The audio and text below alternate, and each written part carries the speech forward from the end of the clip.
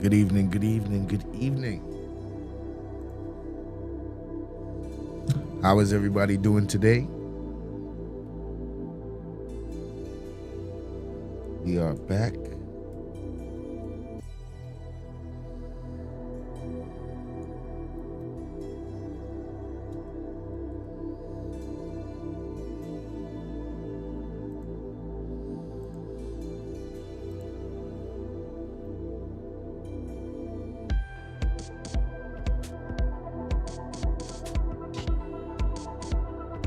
All right.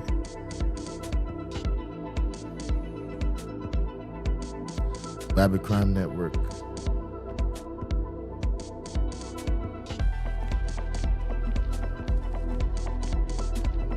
Oh. All right, all right, all right, all right.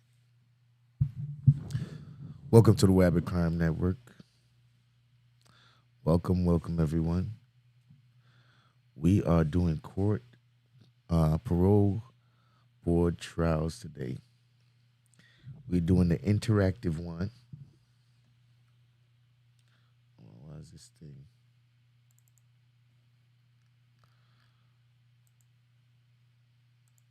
Why is this thing?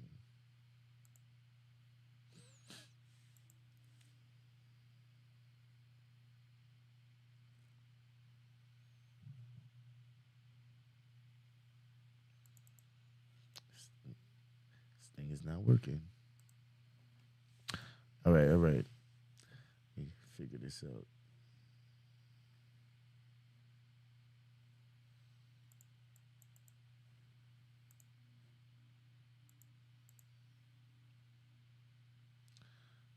Okay, now it's working. All right. All right. Good evening to everyone. Good evening, good evening, good evening. We are Wabbit Crime Networking. We are Wabbit Crime Networking. Oh, we got some people here live today. That's what's up. That's what's up. All right, so we got a couple cases we're gonna be going over today. Um, we got some women. We got some women. We got a couple men, but we got some women today. So we're gonna see some women who who are up for parole. We'll see a couple of them. Interesting. What I've noticed is most of the women that end up in jail is pretty violent. It's pretty violent. My goodness. But anyway, how it's going today? If you don't know how it goes, we're gonna watch parole board videos, and then we're gonna interact. We're gonna vote. We, like the judges, are gonna vote on whether or not the inmate will get granted parole. That's what we're gonna do. So the judges will not be the only ones making decisions today. We, the people, the Wabbit crime community, we will also be voting. So that's gonna be the fun, interactive part where we vote. Now I'm gonna get my cases ready. We got a few cases today. We got a few. I want to thank everybody for coming out. Thank you to all the members. If you got a membership, thank you. You are appreciated.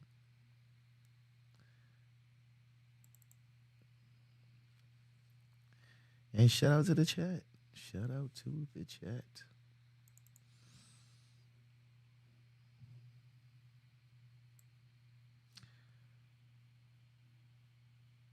Hold on. Now, be prepared for some more live stream content from this channel this week, preferably tomorrow and the next day and stuff. We're gonna have some content. I'm gonna try to do it earlier in the daytime, even though nighttime is cool too. So I'm gonna mix it up to see, you know, how it works out for us, for the people. Because with this content, the people are interacting. So that's the fun part of this content here, the interaction.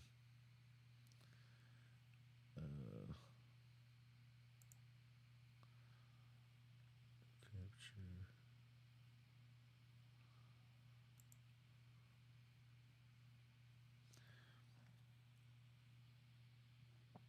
All right, we're gonna get to our first case. Get this show on the road. Get this show on the road.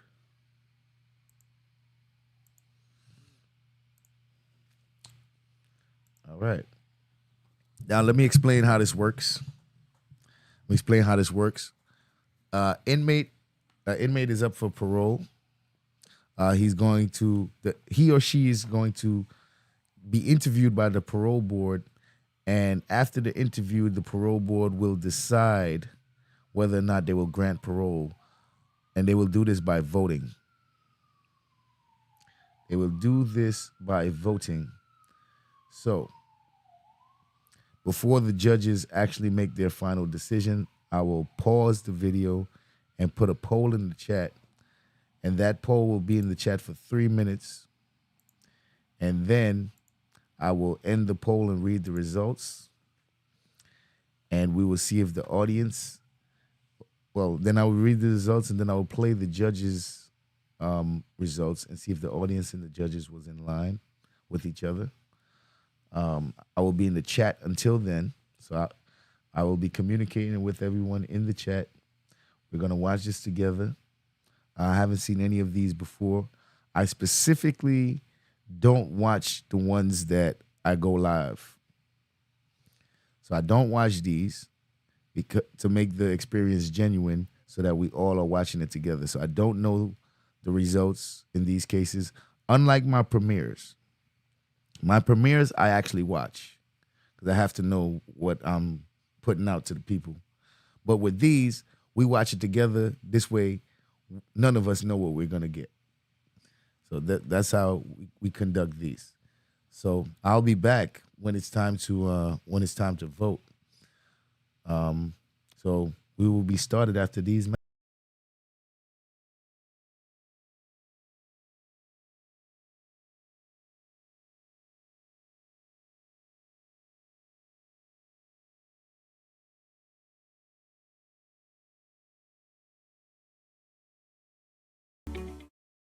All right, let's go. First case. Chrissy LeBlanc classification.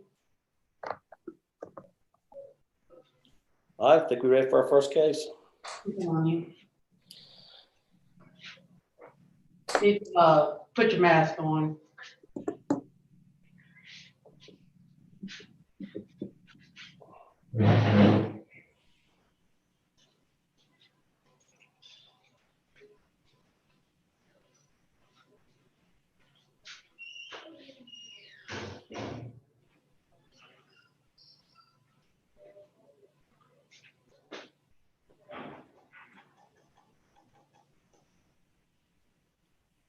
Ready?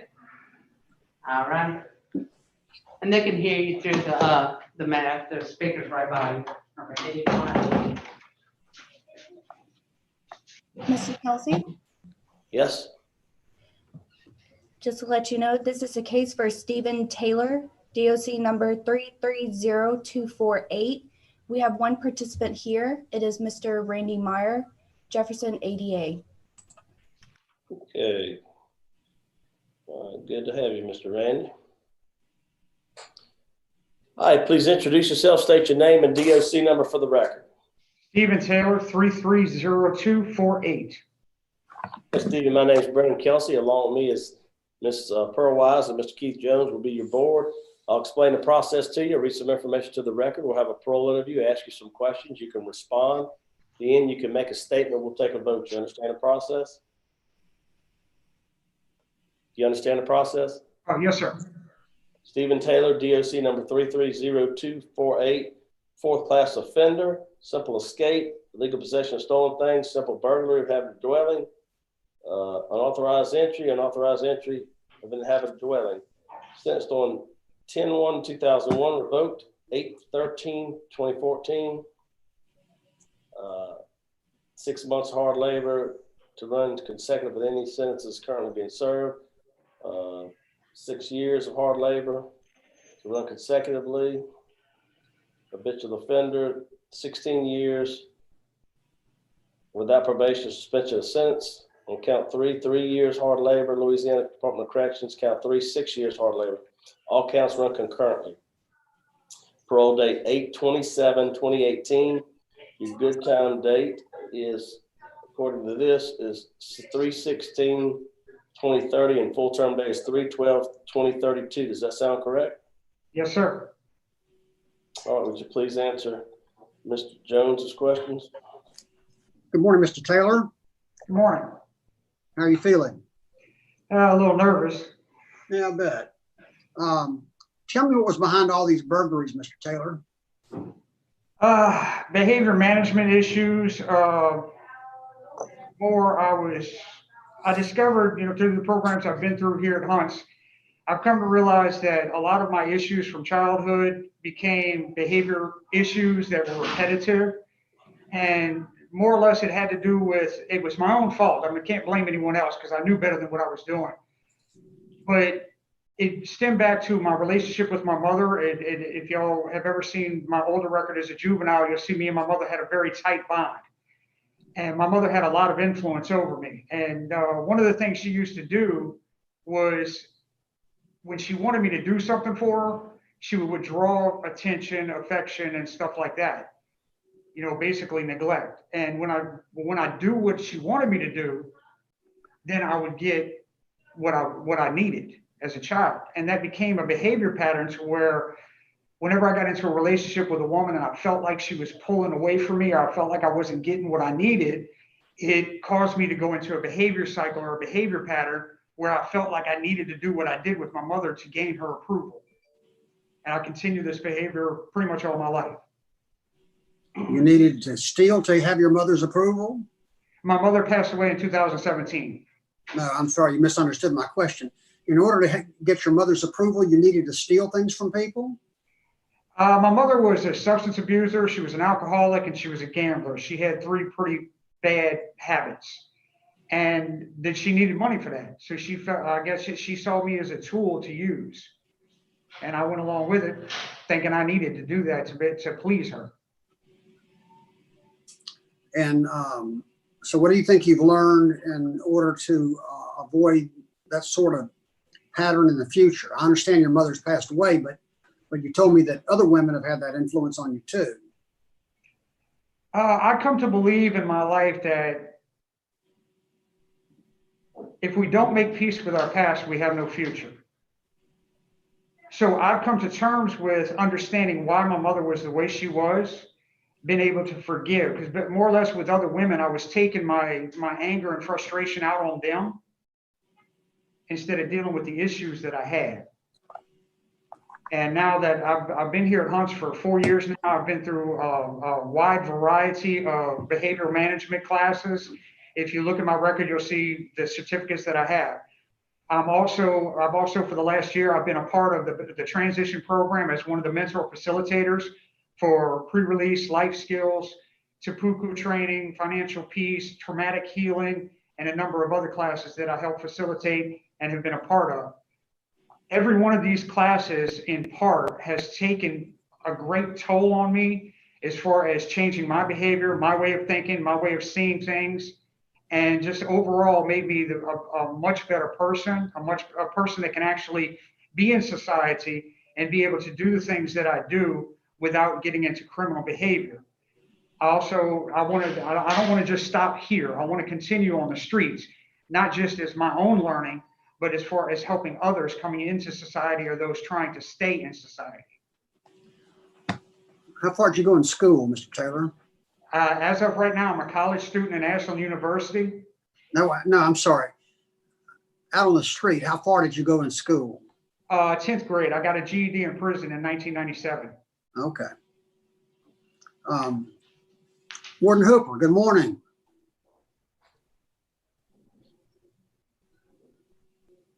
You got, Morning. how you, what can you tell us about Mr. Taylor? Mr. Taylor is a certified tutor here at Hunt. He has a moderate risk score. He's in a lot of programs. He facilitates a lot of programs. His last write-up was in 2016.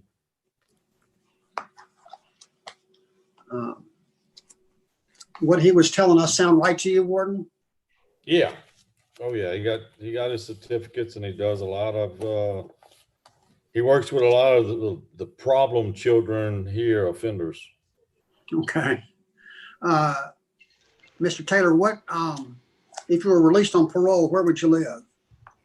Right now, because of my mother passing away in 2017 and my grandmother passing away in 2014, this was an issue the last time I came up for parole in May of last year. I don't have a current address, but classification here, Ms. Richards in classification has assured me that should this board grant me parole, she will find a transition home for me to transition into from the prison facility. And I think she was targeting the Baton Rouge area. You ever have any substance abuse issues yourself? I've smoked marijuana and I've drank alcohol. I've had one on my last parole in 2000. I want to say around 2009. I did test dirty on a urine sample for marijuana, but as far as actually having substance abuse issues where I would need any kind of therapy or anything, no, I don't participate in that, and I don't need it. What do you think you'd do for a living if you were released on parole? For starters, I would whatever I could find to start with. However, I do want to transition, like I said a few minutes ago, I want to transition back into behavior management and getting with a transition program or something on the streets. I have a not a full detailed plan or a detailed idea, but of what I would like to do is begin what we have here at Hunt's as a program on the streets for people transitioning out of prison into society, as far as running or being a part of behavior management classes and helping transitioning people. I have spoken with, well, I haven't actually spoken with her yet. There's a program in Araby that I believe the name of it is Sister Heart, and they're kind of we've been kind of talking in between with through someone else about me getting involved with their program as far as being one of their facilitators and one of their teachers for their different classes. Be that as it may, despite what things you'd like to do, being able to get a job doing what you'd like most to do isn't always a realistic possibility when you come right out of prison. So do you have any skills that would enable you to earn a living while you're trying to get on doing what you want to do? As far as trade skills, no, sir. I do have a wide variety of experience. I've worked in many different restaurants as a cook and a waiter. I basically ran my own independent contract service as a delivery driver. I can type. I can do bookkeeping. You know, there's a wide variety of things I can do, and there's nothing that I'm not willing to learn. So any job opportunity that I have, I would be more than happy to jump into it immediately as soon as I get out of here. You do not have a good supervision history. Is that a fair statement? Now, I would have to agree, yes, sir. And to what do you attribute that? The last issue was, I think it was my fault, but it was a lack of communication. I was living in Hammond and I was getting ready to move. My parole officer, Pam Watson, had come and spoke to me right prior to Friday before we were getting ready to move. At that time, I was unsure whether I was moving to Ponchatoula or Pumpkin Center. And I told her that. She told me when I got where I was going to make sure to call her, give her my address and all of that. I did, but there was a miscommunication in the full of my address. She only had 4 digits and not all 5. But again, it was my own fault because I should have gone down to the probation and parole office and made contact with her there. You know, up until that point, I was doing reasonably well on parole. All right, Mr. Taylor, that's all the questions I have.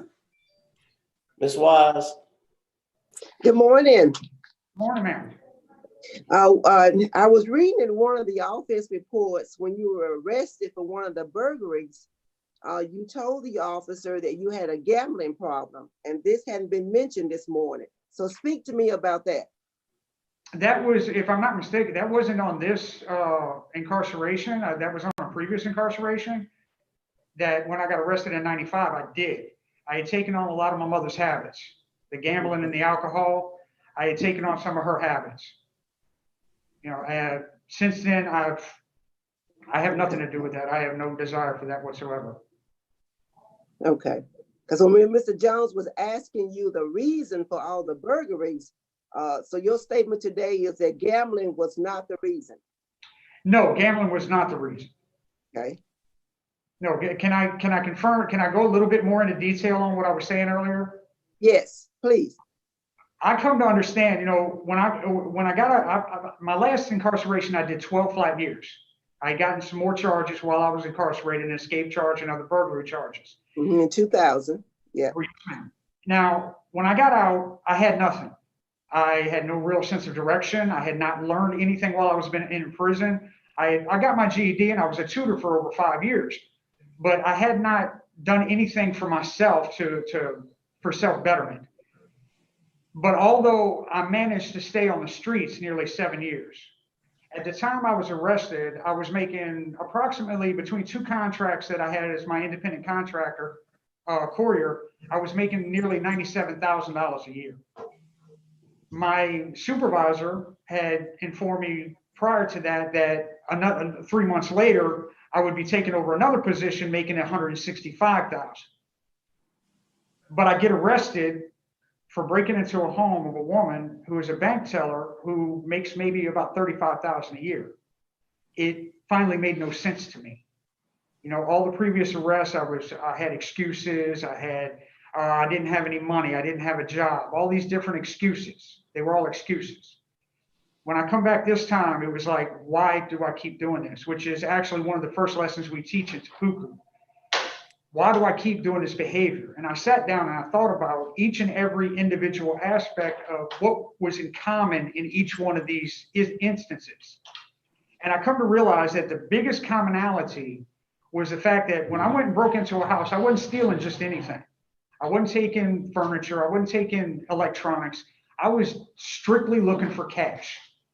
When I got that cash, if there was no cash there, I left without taking anything.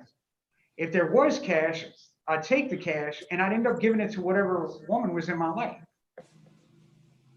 This was one of the commonalities. The other one was within 6 months to a year prior to me getting arrested or me getting into the burglaries, I was having small issues with her. Maybe not getting enough attention or getting into arguments, getting into fights. And all these things were commonalities that led me back to when I was 14 and got my real first arrest and started doing time. When, like I was told y'all earlier, and I pointed out that my mother was using that as a tool. I mean, she used to go gambling in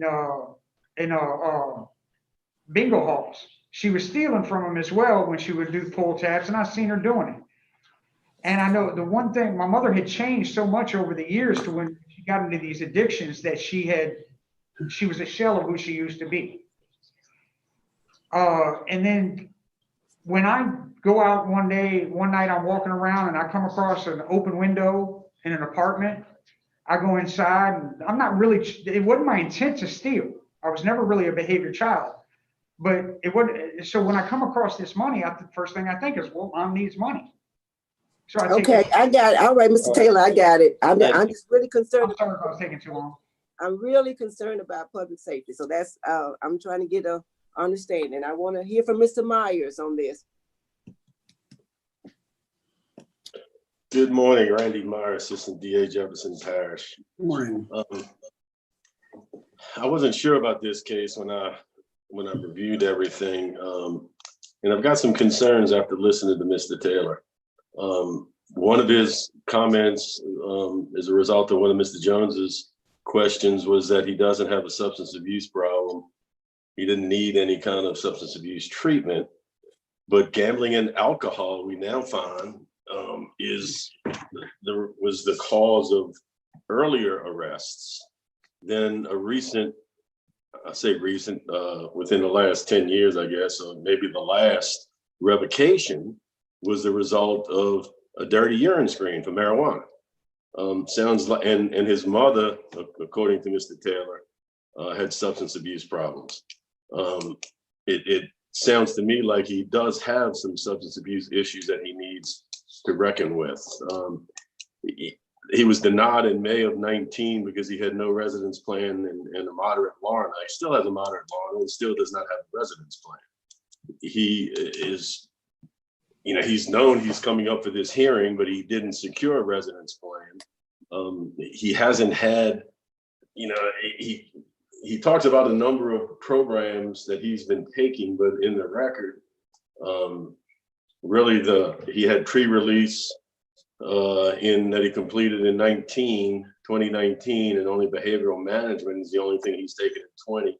And he admitted that he's had no job skills training. I've got some real concerns about when he is released, if he is unable to get a job, does he go back to stealing?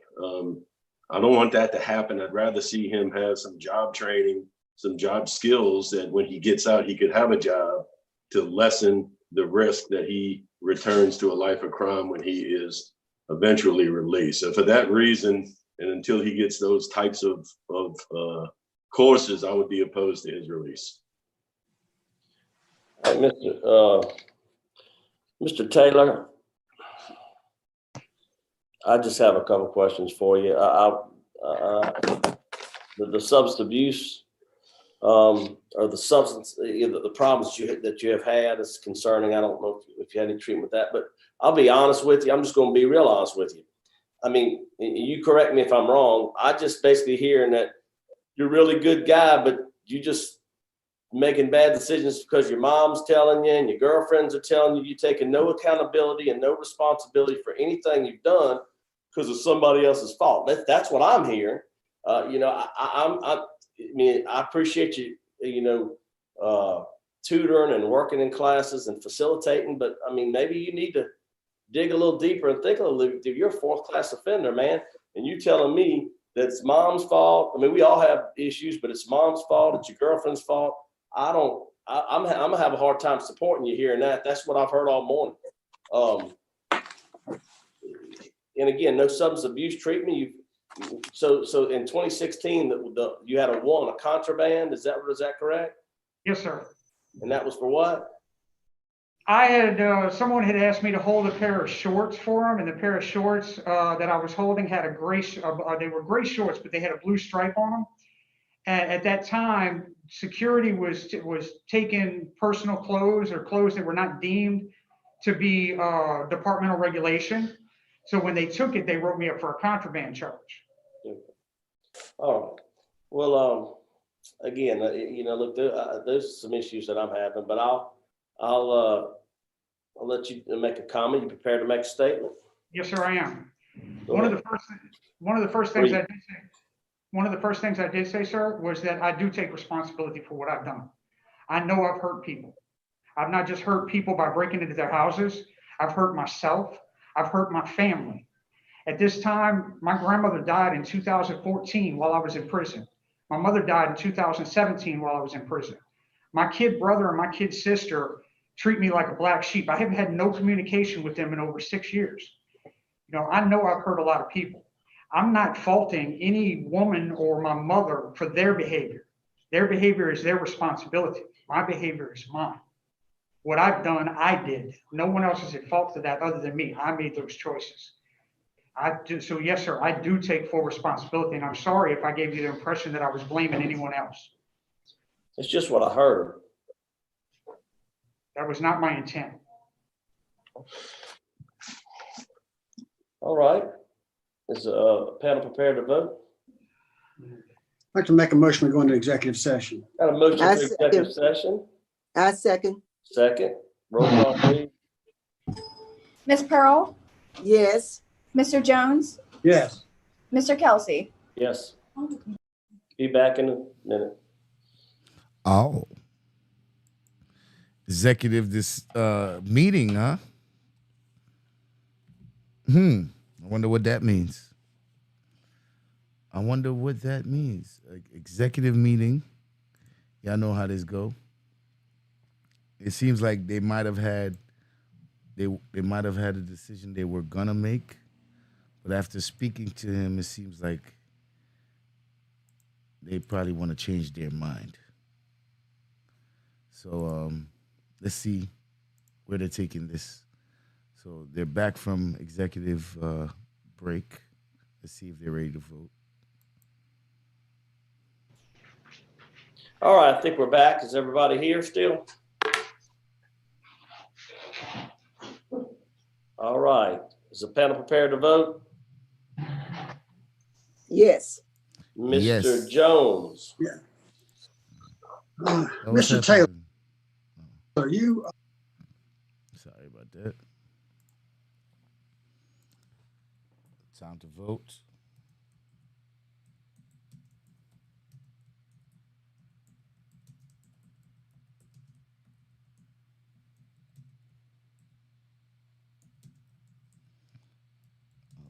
Let me get the question ready. Should have had it ready already. All right, let me get the stop. All right, 3 minutes. Timer started. Poll is in the chat. We got 3 minutes. Get your votes in. Get your votes in. We got 3 minutes. Now, will the judges grant parole in this case? This man has a history of criminal activity. Burglary seems to be one of the main things. When it's time for him to speak on it, this man blames his mom for all his criminal activity. He starts saying that she had substance abuse issues and she would neglect him if he didn't do the things that she wanted him to do. And as an adult, he actually made the excuse for stealing and breaking into people's houses and blaming it on his mom and his girlfriend. And he said that he would see a window open and climb into it, looking for cash, but nothing else. And if he didn't find cash, he would leave. And if he found cash, he would take it and bring it to his girlfriend. And he has convinced himself that this type of excuse is sufficient for an adult. He has convinced himself of that to the point to where it seems like he doesn't understand that he's responsible for his crimes. Whenever he takes accountability, it's almost like an afterthought. It's almost like, well, I guess I shouldn't have did it. But if you think about it, I had a real reason. Denied. That's where I'm at with it. I'll be surprised if they let him out. I'll be surprised. He seems to have been in jail for a while.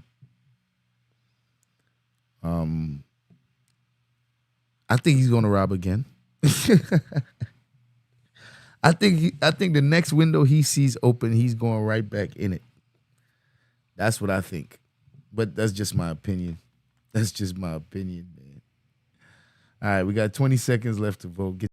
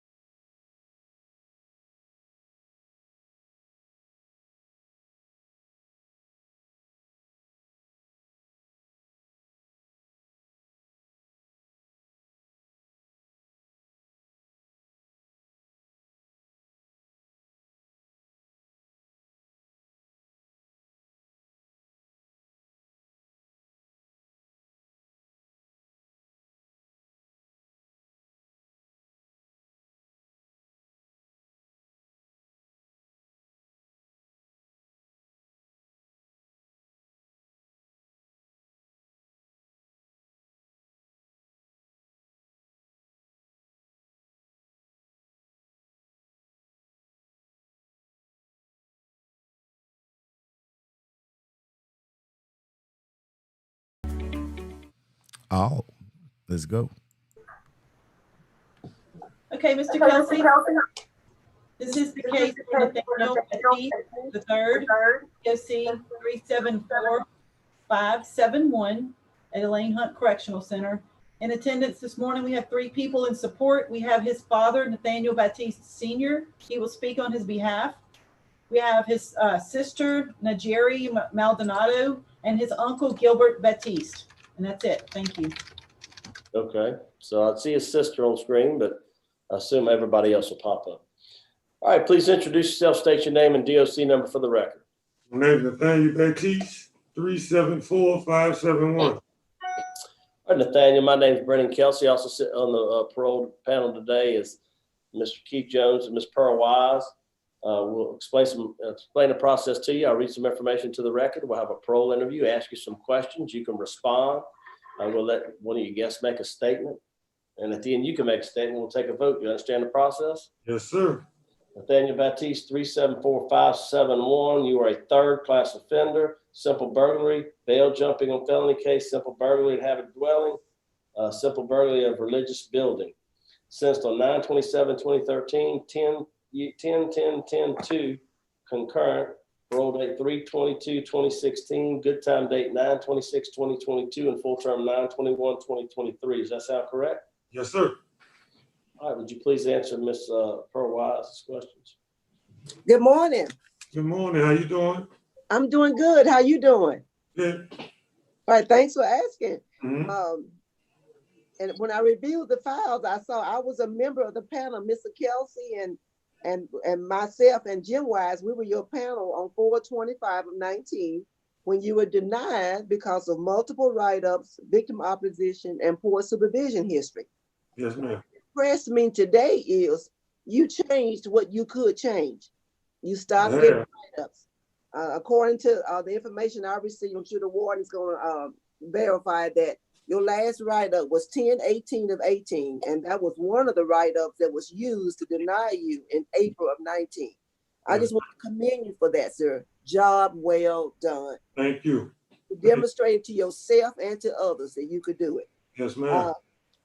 I see that you got 459 days of program, so you've been busy.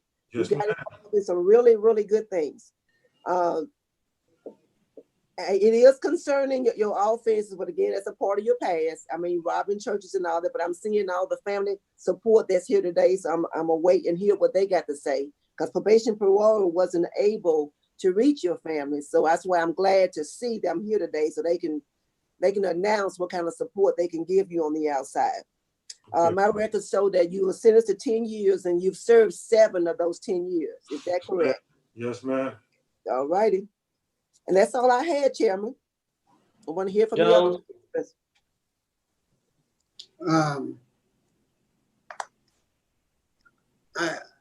I've looked at your record. I see a lot of certificates, a lot of programs you've taken. Mhm. What do you consider to be the most valuable to you? The most valuable, I wouldn't pick a certificate, because what's most valuable to me, I didn't get a certificate for, but I was able to change my way of thinking. I was able to change the way I reacted to situations. You know, it's been a roller coaster ride in here since I've been in prison, and I've had some things that changed my life. I had some things that happened that affected me, and I found myself in the lowest point in my life. If you allow me to speak about it for a second, real briefly, my mom passed while I was in prison, and I was in a lot of pain, and I did a lot of stuff that had me in a worse state than I was already in. But then something happened, and I had to realize that I felt like I was using my mama up to do what I wanted to do. And that made me feel even worse than I was feeling about my mama passing. So since that point, I made it a point to change something because I want to honor my mama instead of using her up to continue to get in trouble, to continue to get high. And I think about the rest of my family and even people in prison, the wardens in prison that impacted my life, that touched my life, that I wanted to be an example of somebody that was living in a negative way that changed. So, and that's what I've been doing. I make it a point to do that. That's part of my everyday life right now. And I was able to get clean in prison to prepare me for when I go home. So that would be the most important thing to me. It wouldn't be a certificate because those are good. That's part of the rehabilitation process, but a real change comes from within. And that's something I had to go through. All right, thank you. Thank you, Mr. Batist. Warden Hooper, what can you tell us about Mr. Batist? His last write-up was May 22nd, 2018. He's a low-risk learner, numerous certificates. Like y'all said, he changed his ways after the last hearing, after his mother passed, and he's been no problem since. Prior to that, intoxications, using drugs in prison, numerous contraband, stayed in and out of cell blocks, just till he got refocused. Thank you, Warden. Thank you. That's all I have, Mr. Chairman. All right, we'd like to hear from a supporter. Like to make a statement for Mr. Batist? I don't see anyone on the screen.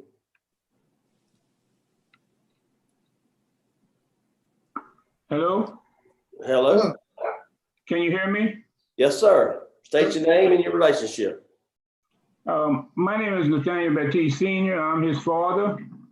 And my son and I have been in constant contact. I mean, you know, I've visited, I'm constantly visiting him. Obviously not since the pandemic, but we're in constant communications. What I can tell you is that my son is highly motivated. He's very highly motivated to succeed in life. His reason for being there was his substance abuse. Obviously, he made poor decisions at that time. Now that he has beat his substance abuse, it's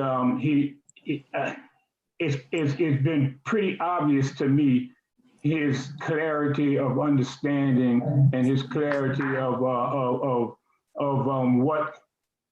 what is important in life. But I just want to state that that he has tremendous family support, immediate and extended family. We have professionals and we have business people in our family, which are willing to support him at all means.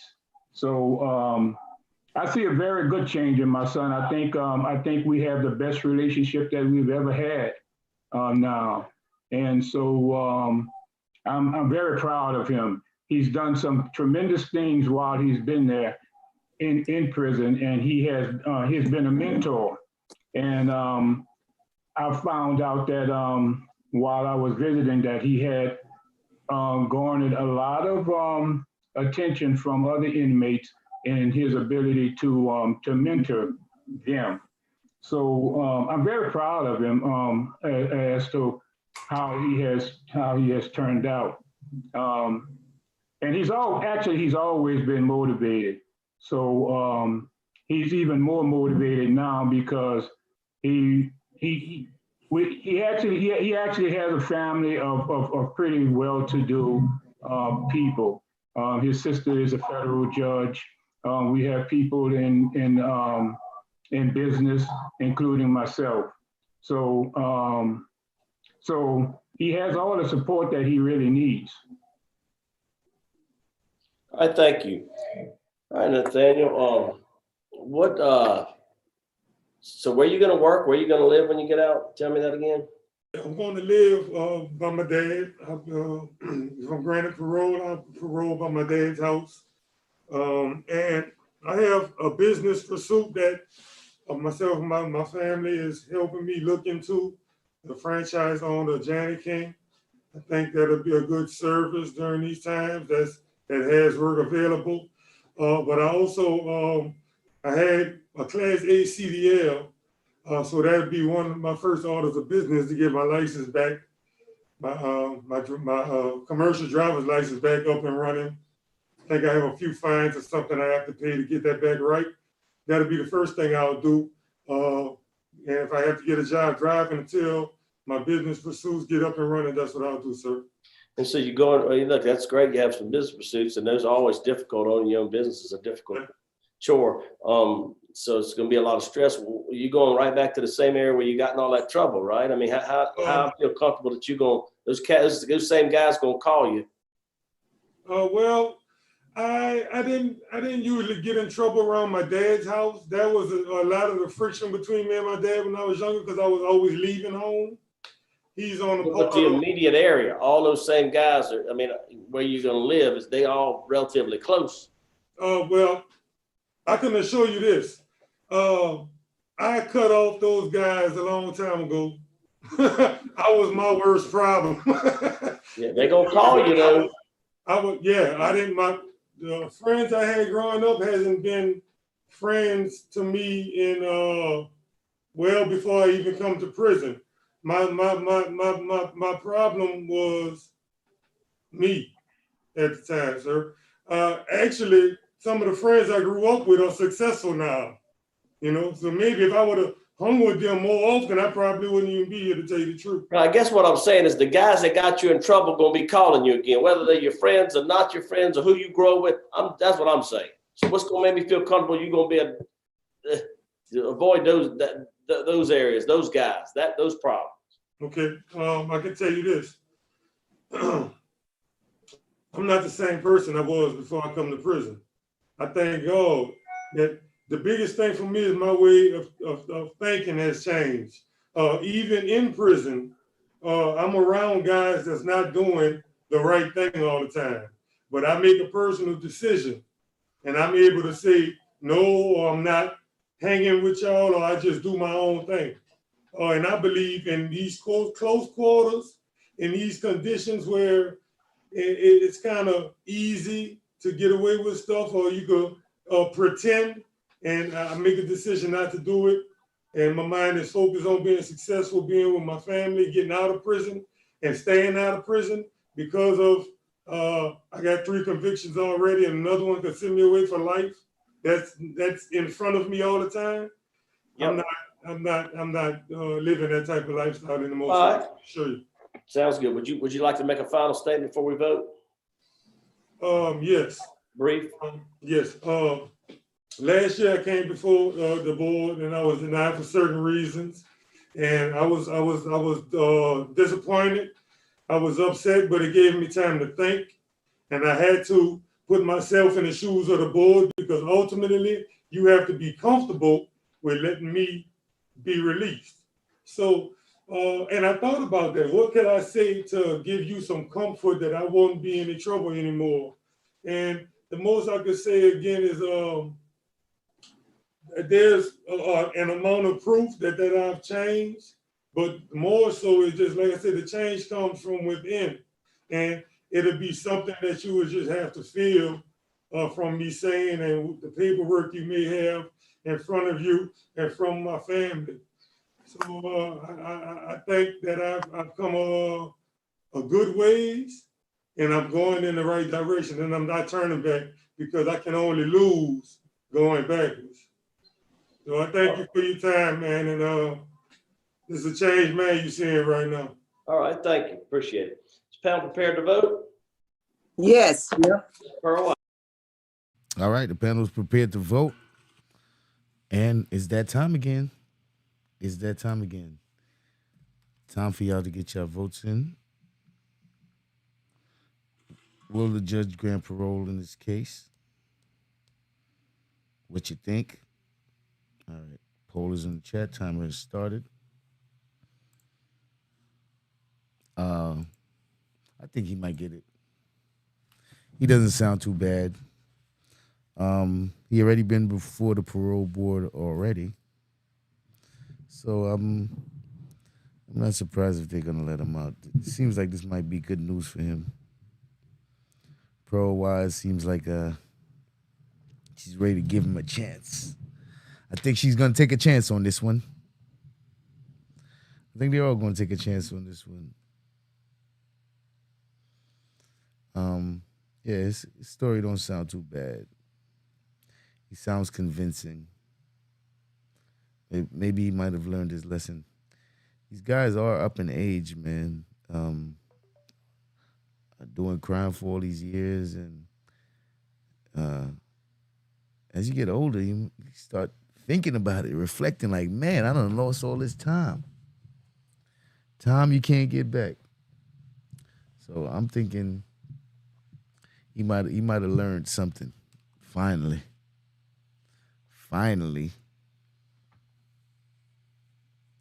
We got 1 minute and 30 seconds left.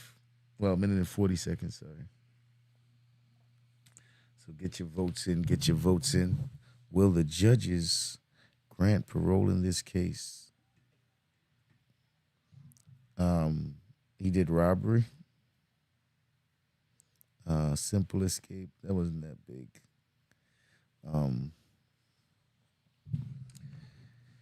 Yeah, he might have a good chance. Audience?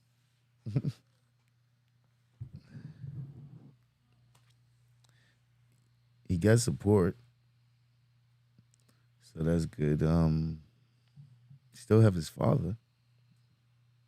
His father's there for him. That looks good for the interview.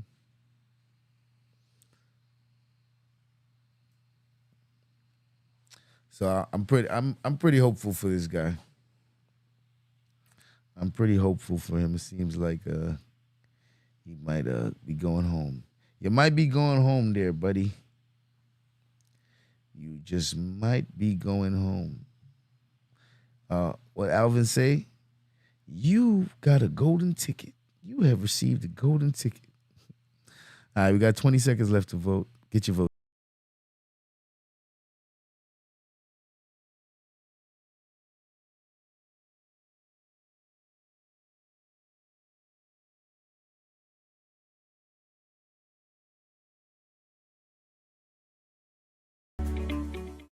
All right. The poll is ended. We got 13 votes. Will the judges grant parole in this case? 76% said yes. 23% said no. So let's see what the judges say. Judges? Yes, Mr. Batist, well said. And you not only talk the talk, but in your write-ups and stuff, you walk the walk. So my vote is to grant your parole today. You have 459 days of programs. Your last DB was in May of 2018. And you and the warden's comments were positive. My vote is that you do community service of 4 hours a month in memory of your mom. Do something 4 hours a month. You can call your charity, whatever that is, your community service outreach, that the whole time of your parole. You also have another reason for the vote was that you do have a low Tiger score. I want you to make restitution to the victims as whatever is determined, pay them back. Yes, ma'am. New Orleans has a day reporting center. Attend that day reporting center if you can't find anything to do. But I think your family's going to find you something to do. I want probation parole to do random drug screens over your period of parole. And there may be some other conditions for my colleagues, but there's my vote. Good luck to you, sir. I'm glad that I was privileged to be on both panels to see how you've made your transition. Best wishes to you, sir. Thank you very much. Mr. Jones? Mr. Batist, I'm going to vote to grant the same as Mrs. Wise, but let me ask, what was your drug of choice, sir? My drug of choice was cocaine. All right. For the reasons that Mrs. Wise gave, I also am going to vote to grant your parole. In addition to the conditions that she put, I want you to go to AA, NA meetings at least 3 times a week. Now, your problem was cocaine, but I've heard from a lot of folks that they get more benefit from AA meetings than they do from NA meetings. So just because it was a drug problem, not an alcohol problem, doesn't mean that AA won't benefit you. For now, there are no AA meetings in person. Right. So you have to do Zoom like you and I are doing right now. Okay. There are hundreds, probably thousands of AA meetings available to you online through Zoom that you can participate in. I want you to do at least 3 a week. They only last an hour. Right. After you're able to go back out and do AA meetings in person, that'll be better. I want you to do that 3 times a week. Okay. And follow the other conditions that Mrs. Wise set forth, and good luck to you, sir. Thank you, man. I appreciate you. Thank you very much. All right, Mr. Batist, you have two votes to grant you. After reviewing all the information, listening to the warden, again, I was fortunate enough to be on the panel last time where you were cutting up, not doing right, not trying to do right, didn't have the best interview. But I think you've made that turn, and maybe it was the loss of your mother. But it definitely, to me, appears like that you've been working hard and made that turn. So for that reason, I'm going to vote to grant you parole today because of your low tiger, your positive family support, the positive comments from your warden, and the good work you've done. You'll have to pay restitution. Any restitution is required, you have to pay. You have a curfew from 9 p to 6 a.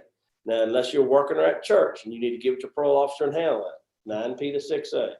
You have a NAAA 3 times a week through Zoom, and then after that, on the street, random drug screens, community service 4 hours per month. You should be able to do that with no problem. Give back to the community. Yes, sir. Give back to the community. Yes, sir. And that's it. That's the stipulation. You understand stipulations? I do.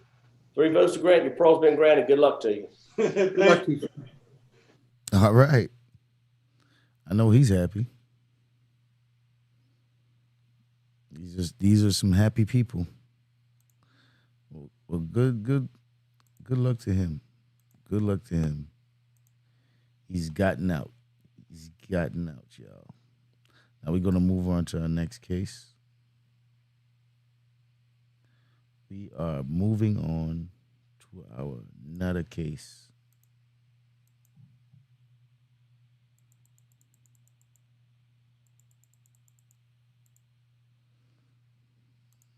Shout out to the chat. Shout out to the chat. All right. What are we doing here? Well, we are watching parole board hearings. We are watching and reacting to parole board hearings. So, inmate is up for parole. The judges will interview the inmate and then vote on whether or not they will grant or deny parole for the inmate. Before the judges vote, I will pause the video and put a poll in the chat where I will ask the audience, do you think the judges will grant or deny parole in this case? The poll will be in the chat for 3 minutes. After the 3 minutes is up, I will end the poll and then read the results of the judges and see if the audience and the judges were in line with each other. Until then, I'll be in the chat with everyone else, and I'll be back when it's time to vote. So we will get started on this case after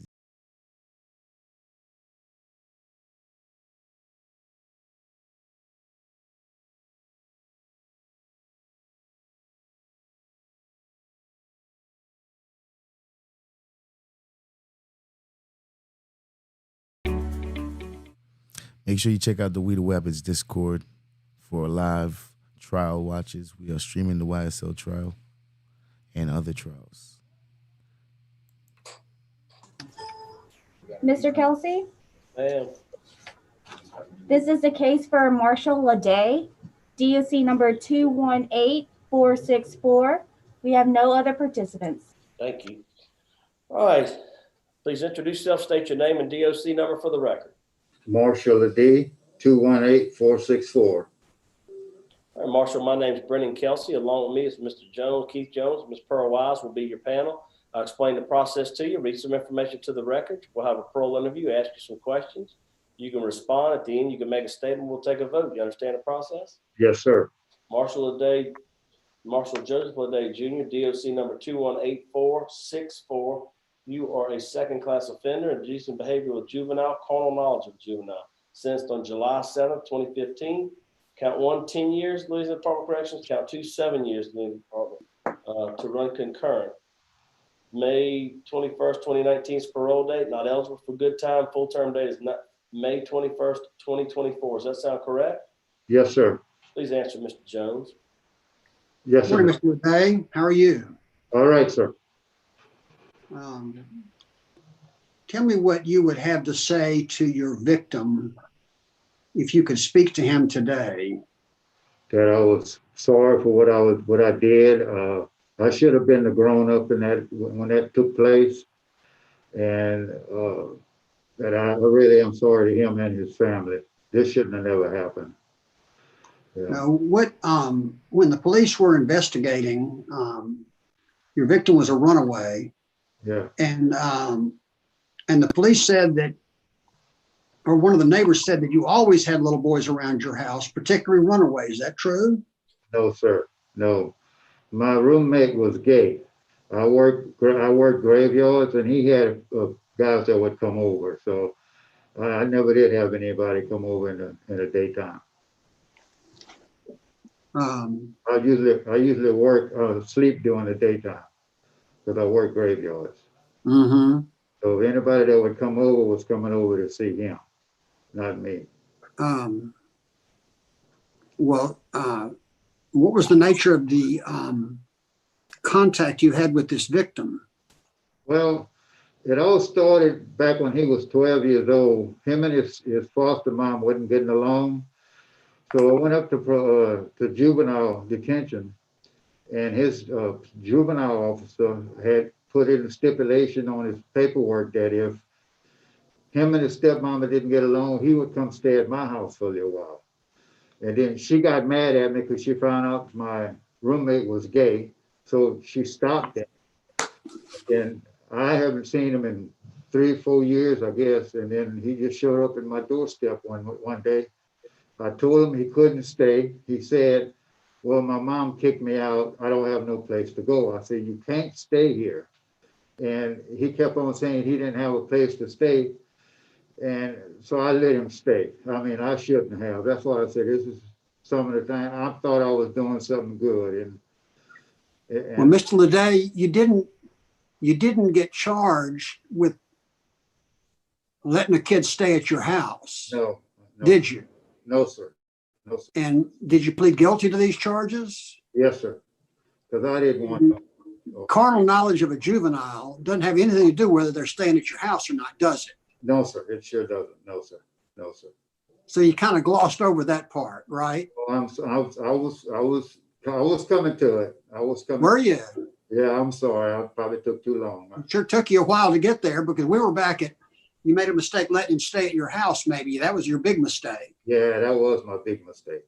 Well, no, it wasn't, Mr. Leay. Yeah. Your big mistake was when you abused this child.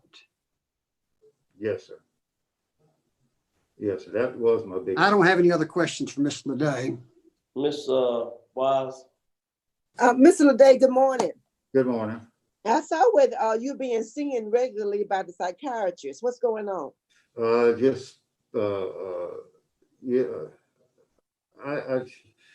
I really couldn't tell you exactly what it is. Just having anxiety attacks. Okay. Do you know what the diagnosis is? No, ma'am. I sure don't. Okay. But it is helping. Yes, ma'am. She got me on some medication. Oh, okay. You're on some medications. Okay. And you're taking it every day. Yes, ma'am. Good. That's good to hear.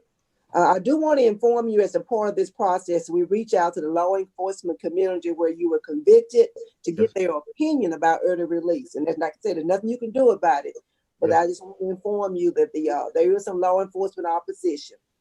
And one of the law enforcement officials indicated that you had a history of sexual related offenses as one of the basis for their denying opposing your early release.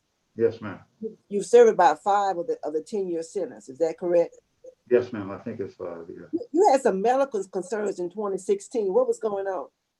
Say that again. I'm sorry. Medical concerns in 2016. What was going on? I have neuropathy, high blood pressure, uh, glaucoma.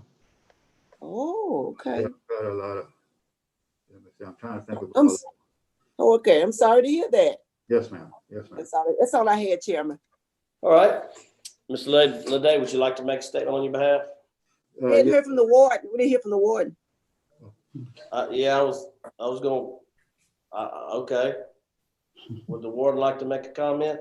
Yeah, he has 0 programming. He lives in a cell block. His last write-up was in March 22nd of 2018. He's involved in nothing. All right, thank you. Would you like to make a statement on your behalf, Mr. Leay?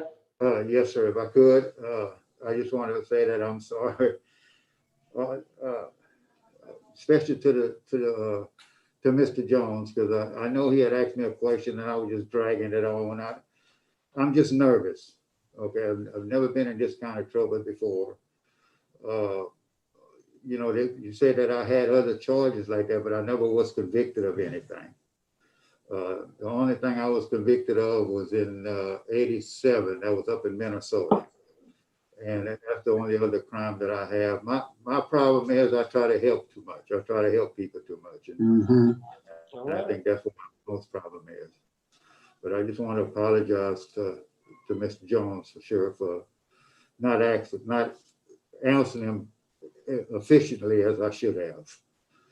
You know, because what I did was wrong, and like I said, I think about it every day. That's, you know, God said when he forgives your sins, he forgets it. Well, I can't forget my sin because I don't want to forget it, because I want to make sure I don't do it again. That way I can try to live the rest of my life as peaceful as possible. All right, Okay. thank you. Now prepared to vote? Yes. Mr. Jones?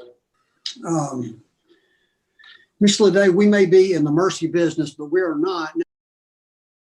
All right, the panel is ready to vote. The panel is ready to vote. Let me put the poll in the chat. Let me put the poll in the chat. Let me get the timer.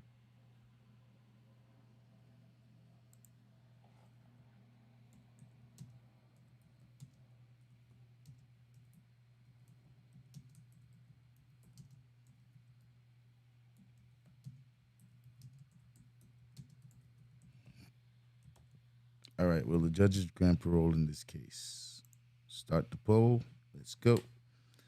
Get your votes in, get your votes in, get your votes in. Denied. That's why my vote is in. Denied. Go back to jail, bro. Don't collect $200. Don't pass go.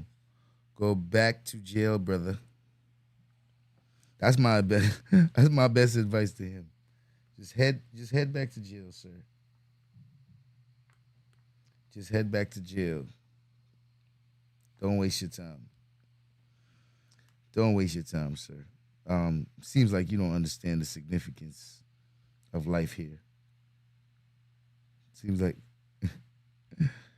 you don't understand, sir.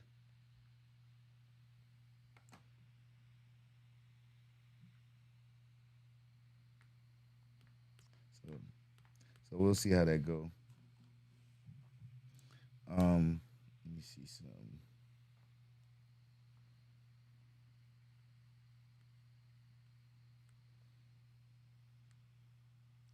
Shout out to the chat. Shout out to the chat. Now,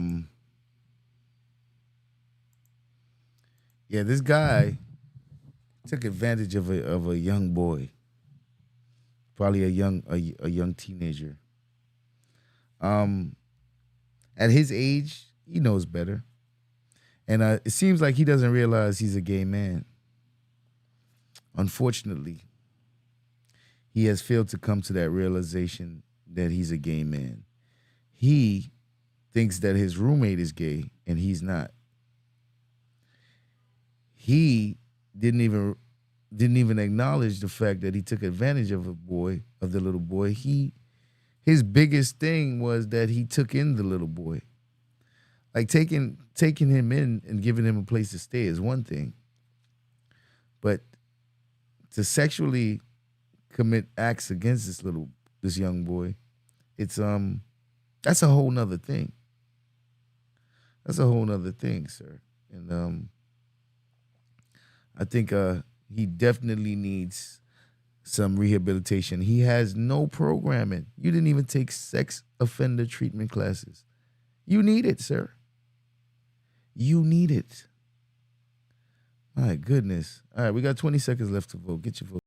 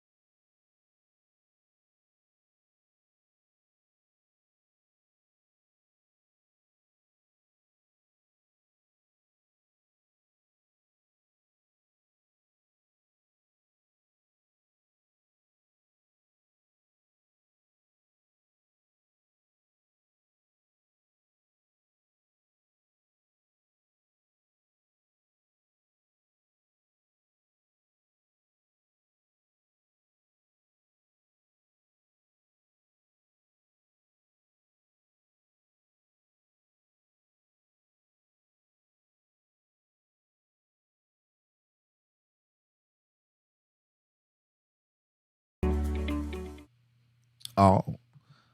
Do remember to check out the Web at Crime Network Discord. We are streaming live trials during the week.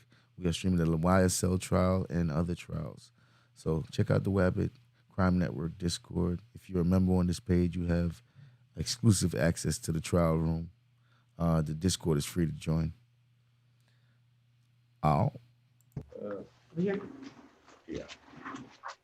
All right, good morning. To finish the preliminaries, we will be remote locations, LCIW. With staff and support, please introduce yourself there. Frederick Boutte, Warden, LCIW. Good to see you. Sharita Spears, ARDC Manager. Tara P., ARDC Supervisor. Thank you. We are ready for our first case.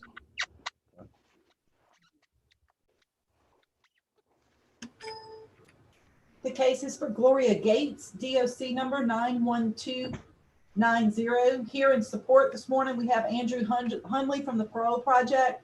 We have representing counsel, Ms. Jane Hogan, and the offender's niece, Ms. Erica Roberts, who will be speaking on Ms. Gloria Gates' behalf this morning. And that's it. Leah, would you repeat that DOC number? That's not the one I had. 91290. Mine says 91620. Let me see if it's on another one. Let me check. Let me double check. 91620. That's what I have. Yes, sir. It is 91620. Yep, that's correct. Okay. Corrected that. Yeah, it wasn't the number that you gave us. All right. Thank you.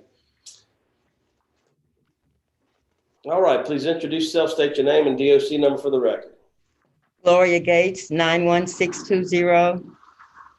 Ms. Gates, my name is Brennan Kelsey. Along with me on the board today is Mr. Jones and Ms. Wise. I'll explain the process to you. We'll read some information to the record, have a parole interview, ask you some questions. You can respond. At the end, you can make a statement, and we'll take a vote. You have some supporters here. Well, at the proper time, they'll be able to make a statement as well. Do you understand the process? Yes, sir. Gloria Gates, DOC number 91620. First class offender, second degree murder. Looks like you had commutation of sentence by the governor. Yes, sir. And for 99 years. And you are parole eligibility 2/14/2020. Good time date 5/9/2029. Full term date 11/9/2078. Does that sound correct? Yes, sir. Okay. Would you answer Mr. Jones's questions, please?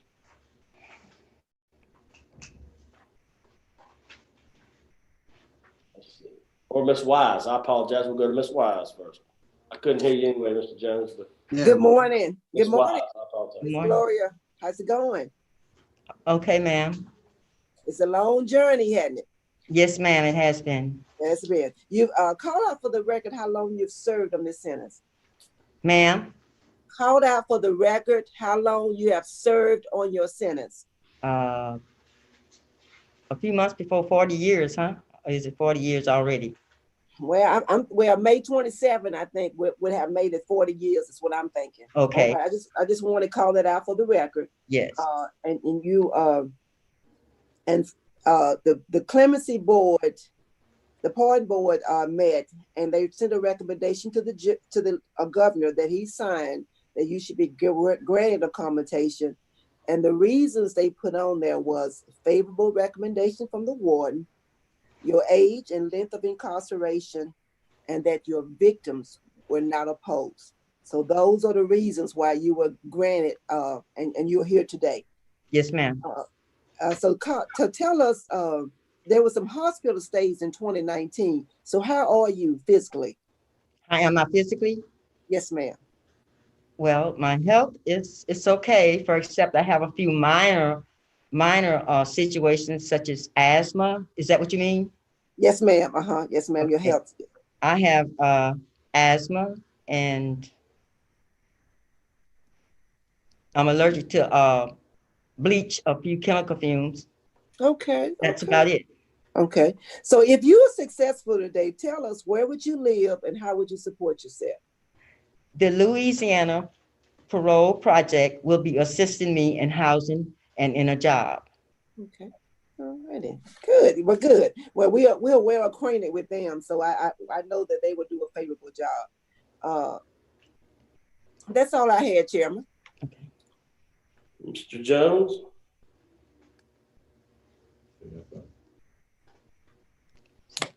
Can't hear you. Sir, could you please repeat it?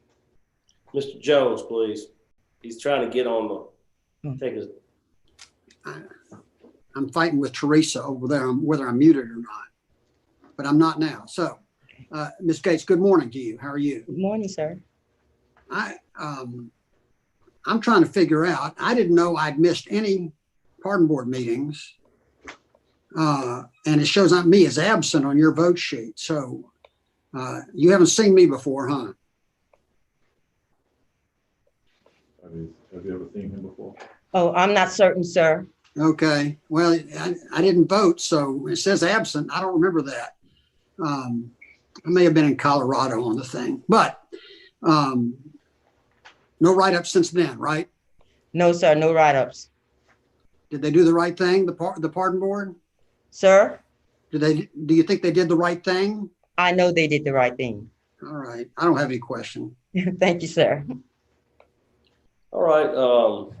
Ms. Warden, would you like to make a comment? Me?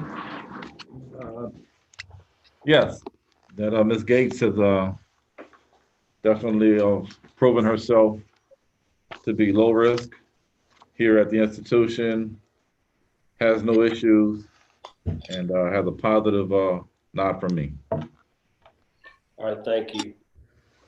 All right, let's see who we have to speak on your behalf. I don't have it on the screen here. Is Andrew here first? Like to make a statement? Yes, Andrew Hunley, Louisiana Parole Project. As this honorable board's aware, over the last few years, we have handled the reentry and reintegration for over 115 now long-termers. You know, we will assist Gloria upon her release into the community with healthcare navigation, learning technology, learning how to be a consumer, learning modern day social norms. You know, most of the clients we serve are male clients because there are more male clients serving long prison sentences in Louisiana. However, our organization in the past has done reentry for 5 female clients, one of whom, Christy Sheremy, now is an employee of Parole Project. Christy will be assigned to Gloria as a case manager, so she's going to have someone she knows who's gone through this process before, working with her on a daily basis. As this board may also be aware, previously we were renting apartment space for our female clients, but we were recently fortunate enough to buy a house for the redemption homes that is just for our female clients, and Gloria would be one of the first residents in that home. We have Gloria's bedroom already decorated, furnished. We have food, hygiene, supplies, everything she needs. There's a home waiting for her.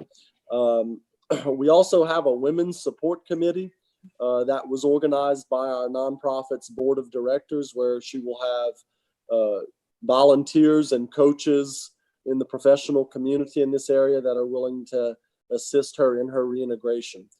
Finally, I'd like to just say our goal isn't just to ensure that Gloria doesn't go back to prison, but our goal is to help her reach her full potential and help her become a positive contributor in the community. Over the last several months, as we've gotten to know Gloria, we have no doubt that she will be that client that makes you proud if you give her a second chance. Thank you very much. All right, thank you. All right, who's next to speak? Teresa, I don't have anybody else on the screen. Is there someone else that needs to speak? Ms. Hogan. She's not on my screen. Ms. Hogan, speak. I don't see you. I'll make it very brief, and then I'll defer to Miss Gates's niece, Erica Roberts, who's also on the call, Mr. Kelsey. But Okay. Miss Gates truly exemplifies rehabilitation, as evident by the positive comments of the warden and the prior recommendation of the pardon board. She's spent 40 years in prison. Her list of accomplishments is very long, including a GED in 1981, right when she came to prison, paralegal certifications, culinary arts, business, technology, as well as an extensive amount of rehabilitative and spiritual programming. So we would ask the board to grant her release under any conditions, and I will now defer to her niece on behalf of her family. Okay, Ms. Roberts. Hello, sir. Thank you for allowing me to speak, and good morning to all of the board members. I started visiting my aunt when I was 17 years old at LSU. I was not far from St. Gabriel, so I would go visit her on the weekend. So we've developed we'd started developing a friendship then. Of course, I knew her as my mom's sister and as my, aunt, but I got to certainly know her as a friend, and I have valued the lessons and wisdom that she has shared with me over the years. I visited quite often when she was at LCIW, and I just want to say that she has a community of family and friends who are here to support her and help her. I'm very proud of her, the things that she has accomplished and what I have witnessed myself, with her sharing things with me that she's learned over the years, seeing the accomplishments that she's made and the tenacity and determination that she has. And she has a family, a community of family who are here to support her. And I know she will succeed. So. Thank you. You're welcome. All right. Ms. Gloria, would you like to make a statement on your behalf? Yes, sir. Thank you. I just want to share with you all that I am a changed person after 40 years of being incarcerated. And I take full responsibility for my criminal action of taking the life of a human being. I ask the family to forgive me and all others concerned. I sincerely want forgiveness. I am very remorseful. I have rehabilitated myself using LCIW, educational tools, and self-help programs. And I ask that the time that I have served be considered by the board for my release. I believe that LCIW has no further penological goal to accomplish with me. I believe that I am fit for society and that I know how to live and let live. I believe that I can go out there and live a productive life as a law-abiding citizen. And I ask the board to take everything into consideration and grant me my freedom. All right, thank you. Is the panel prepared to vote? Ready? Ready. All right. Let me get the timer ready. Get the question.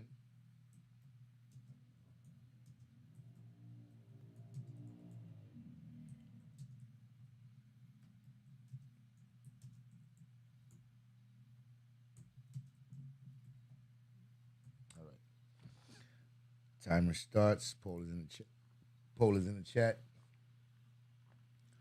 Will the judges grant parole in this case? Yeah, this one seems like she's going. I'm not sure who she killed, but I thought it might have been a child. But she says the family of the victim, and I'm thinking maybe it's an adult.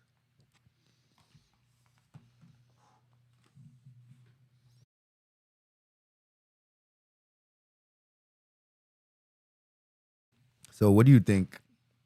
She has the governor or the warden, and she got some people that put some faith in her. But 40 years.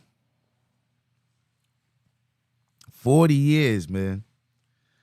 That's a long time. That's a long time. How gruesome was this crime? They gave her 40. Man, so. But she's an old woman now. Clearly. clearly she's an old woman now. So, gosh, 40 years. That, you know, a lot of the people that was involved probably not even alive anymore. A lot of the people that was, that was around for that crime probably not even alive anymore. 40 years is a long time. It's a long time. So, but there's still children and grandchildren that's still affected by this stuff. So it's not easy. It's not an easy thing to deal with, but I'm not sure the backstory behind this one. But it seems like there's a story behind this one. On how she got there. What did you do? I'm pretty sure they probably had different hearings with her already. So they probably asked questions about the crime already in prior hearings with her. This is not her first time up. So, yeah, we'll see how that goes. But I believe she's going home. She's going home. And the Parole Project, they love that. So we got 20 seconds left to vote.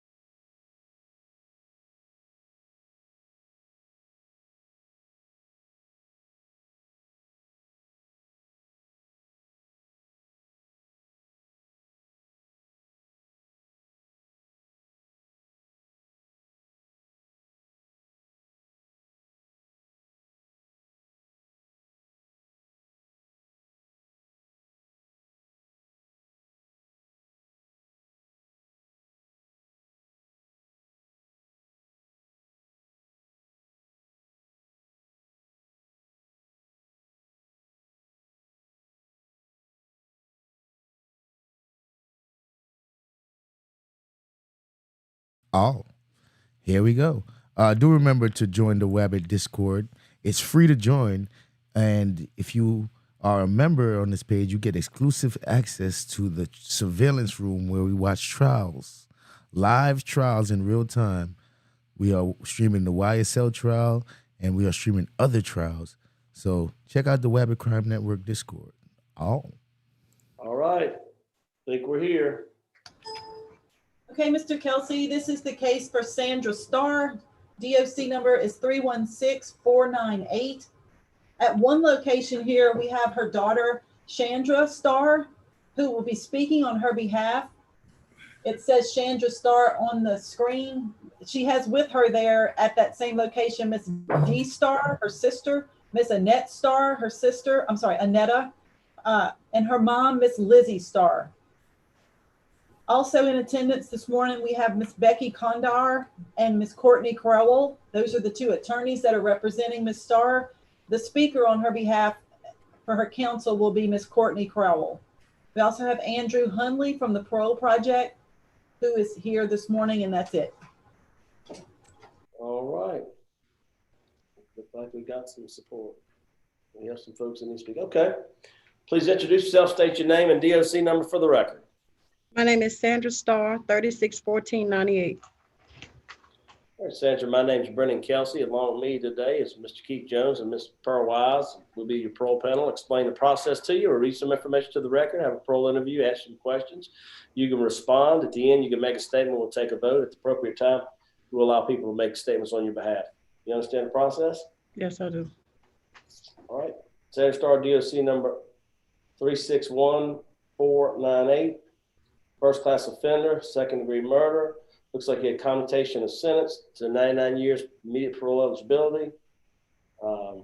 Your good time date is 10/22/2042. Your full term date is 3/27/2093. And does that sound correct? Mm-hmm.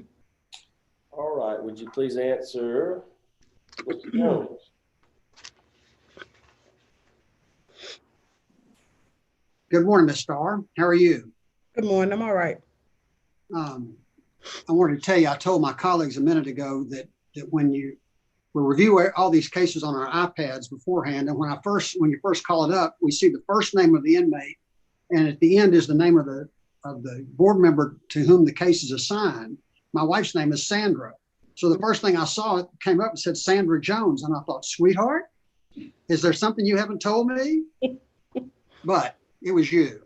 And we've met before, have we not? Yes, we have. And I don't frankly remember whether your case was assigned to me on the pardon board, but it was only a 1 in 5 chance, so probably not. But have you given me any reason to regret my vote back then? No, I haven't. Okay. What do you plan?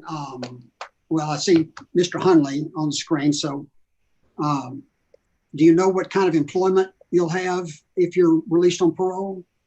I have a parole plan for Baton Rouge and support in Monroe for housing and employment. Okay. You'll start in Baton Rouge though, correct? Yes. I have no further questions for Ms. Starr. Ms. Wise? Good morning. Good morning. In reading over your case, I just want to state for the record that you were granted a commutation, and the decision by the pardon board was based on your conduct and our improvement, the positive remarks and recommendation from the warden, substantial portion of the sentence served, outstanding program, and the victim's family unopposed. I just want to state that on the record. I want to commend you on the Batist degree in Christian ministry from New Orleans Theological Seminary, and you've done Toastmasters. I'm always impressed with Toastmasters. And I wrote this down because this is something that you said, and I just want to state on the record because I thought it was so profound. You said, I am a survivor of domestic violence and I am learning who I am in Christ Jesus. In my recovery, I love the new me. As Thank well you. said. Thank you. And I just wanted to state that I have no questions of you. That's all I had, Chairman. Thank you. Great. Sandra, how long have you been incarcerated? 26 years, sir.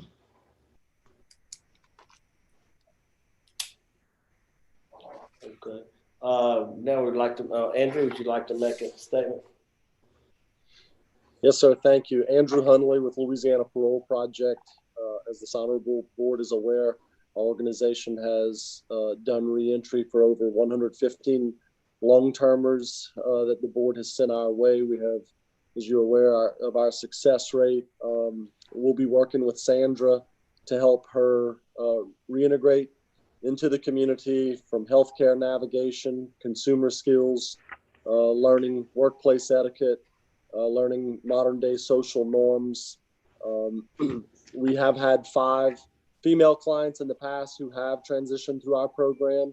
One of them, Christy Sheremy, is on staff and employee of Parole Project now, and she will serve as Sandra's case manager. Her and Sandra know each other very well, so it's someone Sandra can trust. We'll be working with her every day as she releases. You may also be aware, as I mentioned earlier, that Parole Project has added a new home to Redemption Homes, a women's house, and Sandra's room is already furnished, waiting for her there. Looks very nice, Sandra. So Ashley and Christy spent a lot of time getting it ready for you. So we look forward to having Sandra there in a safe, stable environment as she comes home. Our organization also, our board of directors has established a women's support committee of local volunteers and professionals who are willing to help individuals like Sandra, who are women with specific needs that are different from our male clients, to ensure that there is an outstanding continuum of care upon Sandra's release. Finally, I'd like to state our goal isn't just to help Sandra not go back to prison, but we want to help Sandra reach her full potential and become the outstanding member of the community that she wants to be. Thank you very much. All right. Now, Chandra, like to make a comment? You said Chandra or Sandra? Chandra. Yes, sir. Thank you. Basically, I just want to speak just to say, first and foremost, thank you all for the opportunity to speak, and thank you to Louisiana Parole Project for opening the doors for my mom and giving her the opportunity to rehabilitate with them. Just want to say that it's been a long time coming, and we are truly thankful for this opportunity. Just seeing my mom have this opportunity, it's unexplainable feeling. We're ready to support her 100%. We have the community ready to support her 100%. We've listened to her ideas, her entrepreneurial ideas. We've listened to her goals, and we're just ready. We're ready for her to come home. I'm ready for her to come home and be a grandma. I'm ready for her to come home and be a mother. We're just ready to have her back in our family, and we're just ready to support her to become the best that she can be, that she knows that she will be. She's a completely different person from before. I was 3 when she went in. I'm 29 now. So, I mean, I can't even imagine how life's about to be for our family, but I'm ready. And I just want to thank you all for the opportunity. Thank you. Warden, would you like to make a statement? My statement stays the same as when her sentence was computed. I have nothing but positive things to say about Ms. Starr, and it still stands true. Thank you. All right. Ms. Crow, would you like to make a statement? Yes, I'll keep it brief. So since the last time Ms. Starr was before this board, just over a year ago, when her request for a commutation of sentence was recommended, nothing has changed. Ms. Starr has continued to prove herself through her actions and through her efforts that she is a different woman than she was 26 years ago. She came to prison traumatized with an 8th grade education, but the woman before you now has her bachelor's degree. She has become what former Assistant Warden Christy Miller called the model of moral rehabilitation. Not only has she taken advantage of an extraordinary amount of programming as a part of her journey of self-improvement, but she even created programs at LCIW for the benefit of the other women. Everything she has done shows that she is capable of success. Upon release with the education and skills to help her, she has an incredible amount of family support, as you can see, from people who love and care about her, in addition to LPP. And she clearly has the ambition and the drive necessary to become such an asset in her community. She is a woman with an incredible deal to share with her family and her community, and we ask that you give her the opportunity to do so. Thank you. All right, Ms. Starr, would you like to make a statement on your behalf? Yes, I would like to just thank you for giving me the opportunity to return to society, a positive asset, not only to my community, but to society. And thank you for giving me this chance. All right, is the panel prepared to vote? Yes. Yes. All right, is the audience ready to vote? Is the audience ready to vote? All right, let's get this in there. Poll is in the chat. Get your votes in, get your votes in. Murder, another killer. Another killer. Listen, women, I don't know what's going on. Too much killing. It seems like these women be having some charges, man. So far, 2 of them came up and 2 of them killed people. I said, man, some violence. So we got seems like it's good. See what happens is they get a lot of time, and then the governor must have commuted their sentence. But she's been locked up for 26 years. I'm thinking that they're only letting these people out because the amount of time they did. Because I think there was a time when murder was 10 years. I think now it's like 25 to life. But if you take a plea, you could get just 25. These people doing 26 and 40. Man. So I'm thinking that they're looking at the time. And if you can behave yourself within the 25 to 40 years, then they'll consider letting you out. But I'm looking at it as the time. I think they're looking at the time that they spend and decide, like, you know what, you've been there for this amount of time. Because they kill people. They done kill people. That's, they don't just let you out for that. They don't just let you out for that. So, well, yeah, and when they up in age like this, they got to be real devious to commit a crime or commit the crime still after spending all this time in jail. Like, why did you go up for parole if you want to stay in jail? You should have just told them, like, yo, just revoke me and send me back. Don't even grant me parole. You know what I mean? If you still at this age and you want to do crime still, just tell the judge don't even let you back out. Tell them it's not worth it. Just keep you in there. It's not even worth it, man. All right, we got 20 seconds left to vote. Get your votes in. Get your votes in.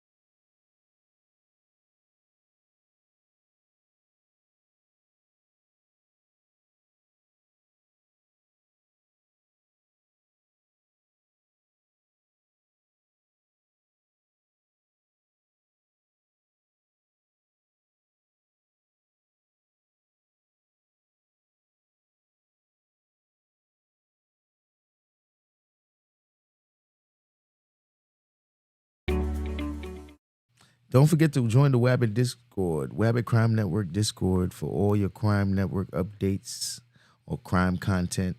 And we are streaming live court trials in real time during the week. Right now we are streaming the YSL trials and other trials. Check us out.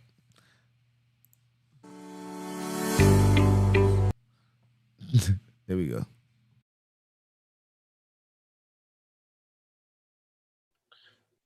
All right. I think we're here. Mr. Kelsey, this is the case for Mamie Voorhees. We have two people here in support this morning, a sister named Cindy Williams, and also her sister Estelle Voorhees, who will also speak on her behalf this morning. And that's it. That's all. Okay. All right, great. Please introduce yourself, state your name and DOC number for the record.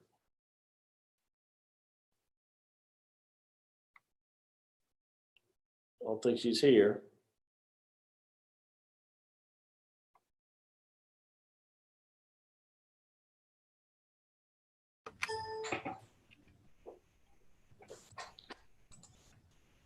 Mr. Kelsey, we're trying to find LCIW. They can't seem to find their camera. Okay. We're trying to get them to fix it. Okay. Having some technical difficulties. We'll get that resolved hopefully shortly.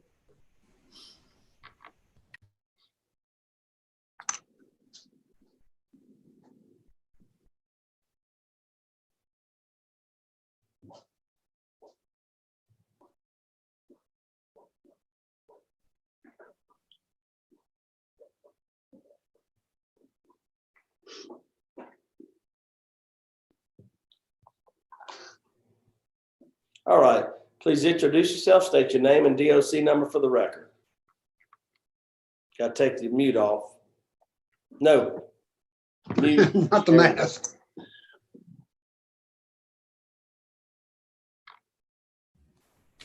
Okay, can you hear me? Yes, please introduce yourself, state your name and DOC number for the record. Okay, my name is Mamie Voorhees, 582-753. All right, Mamie, my name's Brendan Kelsey. Along with the board with me is Mr. Keith Jones, Ms. Pearl Wise. I'll explain the process to you, read some information to the record, have a parole interview, ask you some questions. You can respond. See, you have some family. They can make a statement at the appropriate time, and then we'll take a vote. You understand the process? Yes, sir. Mamie Voorhees, DOC number 582-753. You're a second-class offender, distribution of methamphetamines. Sentence on 1/25/2017. Your full-term date is 8/11/2028. Your good time date is 7/26/2022. Does that sound correct? Yes, sir. Please answer, Ms. Pearl Wise. Good morning. Good morning. How you doing? I'm good. Thanks for asking. How you doing? Fine. Thank you. Good, good. I hate to start with the bad stuff, but I'm curious. Why did you escape from transitional work in 2018? Okay. My plan wasn't to escape. I wanted to go back to prison to get my classes and to get my GED. So I turned myself in the same day. Okay. Okay. The plan wasn't to escape. But now I thought you was gone from 1/7/18 to 1/11/18. No, it was just no. I left one day. Not one day. I wasn't even going the whole day. Oh, okay. Well, the records I have reflect. Oh, okay. Maybe that's why they didn't charge you then with another. Okay, it was just you had tried to get transferred the legal way, and they just wouldn't do it. Yes, ma'am. Okay. Okay. How do you feel about the decision now? Well, if I would have stayed in work release, is that what you're asking me? No, your decision to escape in order to get to DOC. Do you think, in looking back? No, I regret it. Oh, okay. Okay. I regret it. Okay. All right.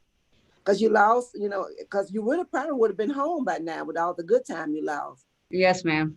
Yeah, 1,001 day, 1,001 hours of good time. So what kind of, call out for the record some of the programs that you're in now. Okay, all right. I did, okay, give me a second. Substance abuse, re-entry, parenting, cage rage. I have done Bible studies, Life Healing Choices. I have my high school diploma, and I'm currently in Surf Safe. Okay, and you also did Living in Balance 1 and 2. Yeah, that's substance abuse. Yes, ma'am. You call that substance? Okay, then. All right. Congratulations on your high set. Good job. Thank you. If you so how much you've served 3 years on a 12-year sentence? Is that correct? Yes, ma'am. So if you are successful today, how do you plan on supporting yourself? Working. I'm going to be working with my sister. She has a housekeeping job, and then when everything gets back to normal, I want to do hotel management. Okay. All right. Do you have any children? Yes, ma'am. I have 6. Right, 6 is what I. And so, 3 under the age of 18. Yeah, your oldest one is 29. It's my understanding that she's taking care of. They're together. She's taking care of all the others. Yes, ma'am. Okay. So now, what would you say is the reason you're in jail? What was the one cause that you're in jail? Making bad decisions, and I regret it. Was it drug use? Yes, ma'am. It was drug use. What was your drug of choice? It was meth. What age you stole it? Oh, in my 20s. Okay. But before that, did you do anything as a teenager? Oh no, as a teenager, no. And I did pain pills in my 20s. Okay, so it's pain pills and meth. Yes. Okay. And so do you think that the classes that you've taken, those programs, that's done it, you think? Yes, ma'am. I don't want nothing to do at all with drugs. I feel better. I'm healthier, and I don't want nothing to do with it. Mm-hmm. And so from what I read, you've only had one write-up, and that was the escape. Is that correct? Yes, ma'am. Okay. All right, Chairman, that's all I have. Hey, Mr. Jones.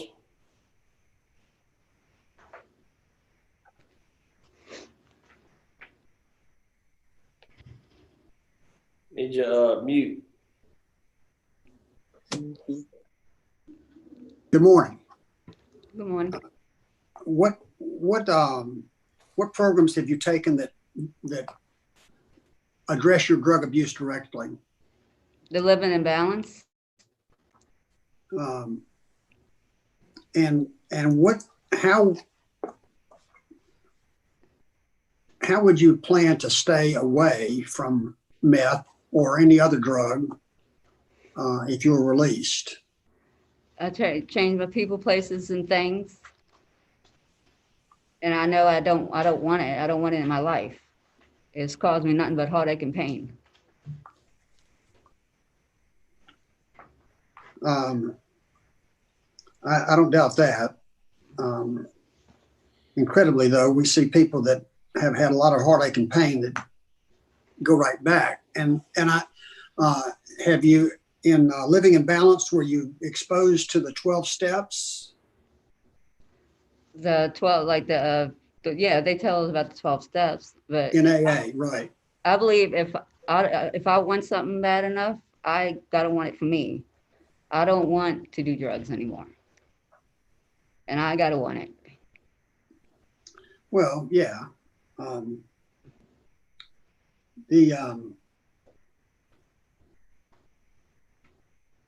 want to change my life. Yes, I understand that. The plan is to clean houses at $10 an hour. Right now, I want to do housekeeping. I want to go in hotel management.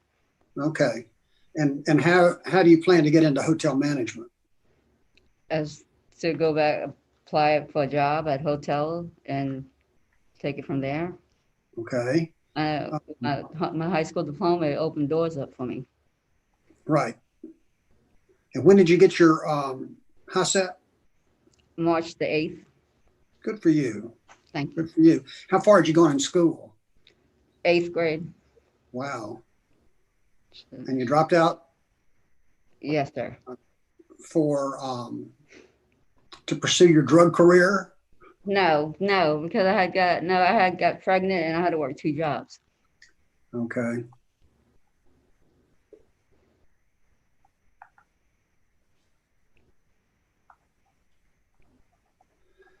one of the things that concerns me about your record is that the police saw you repeatedly sell meth. Is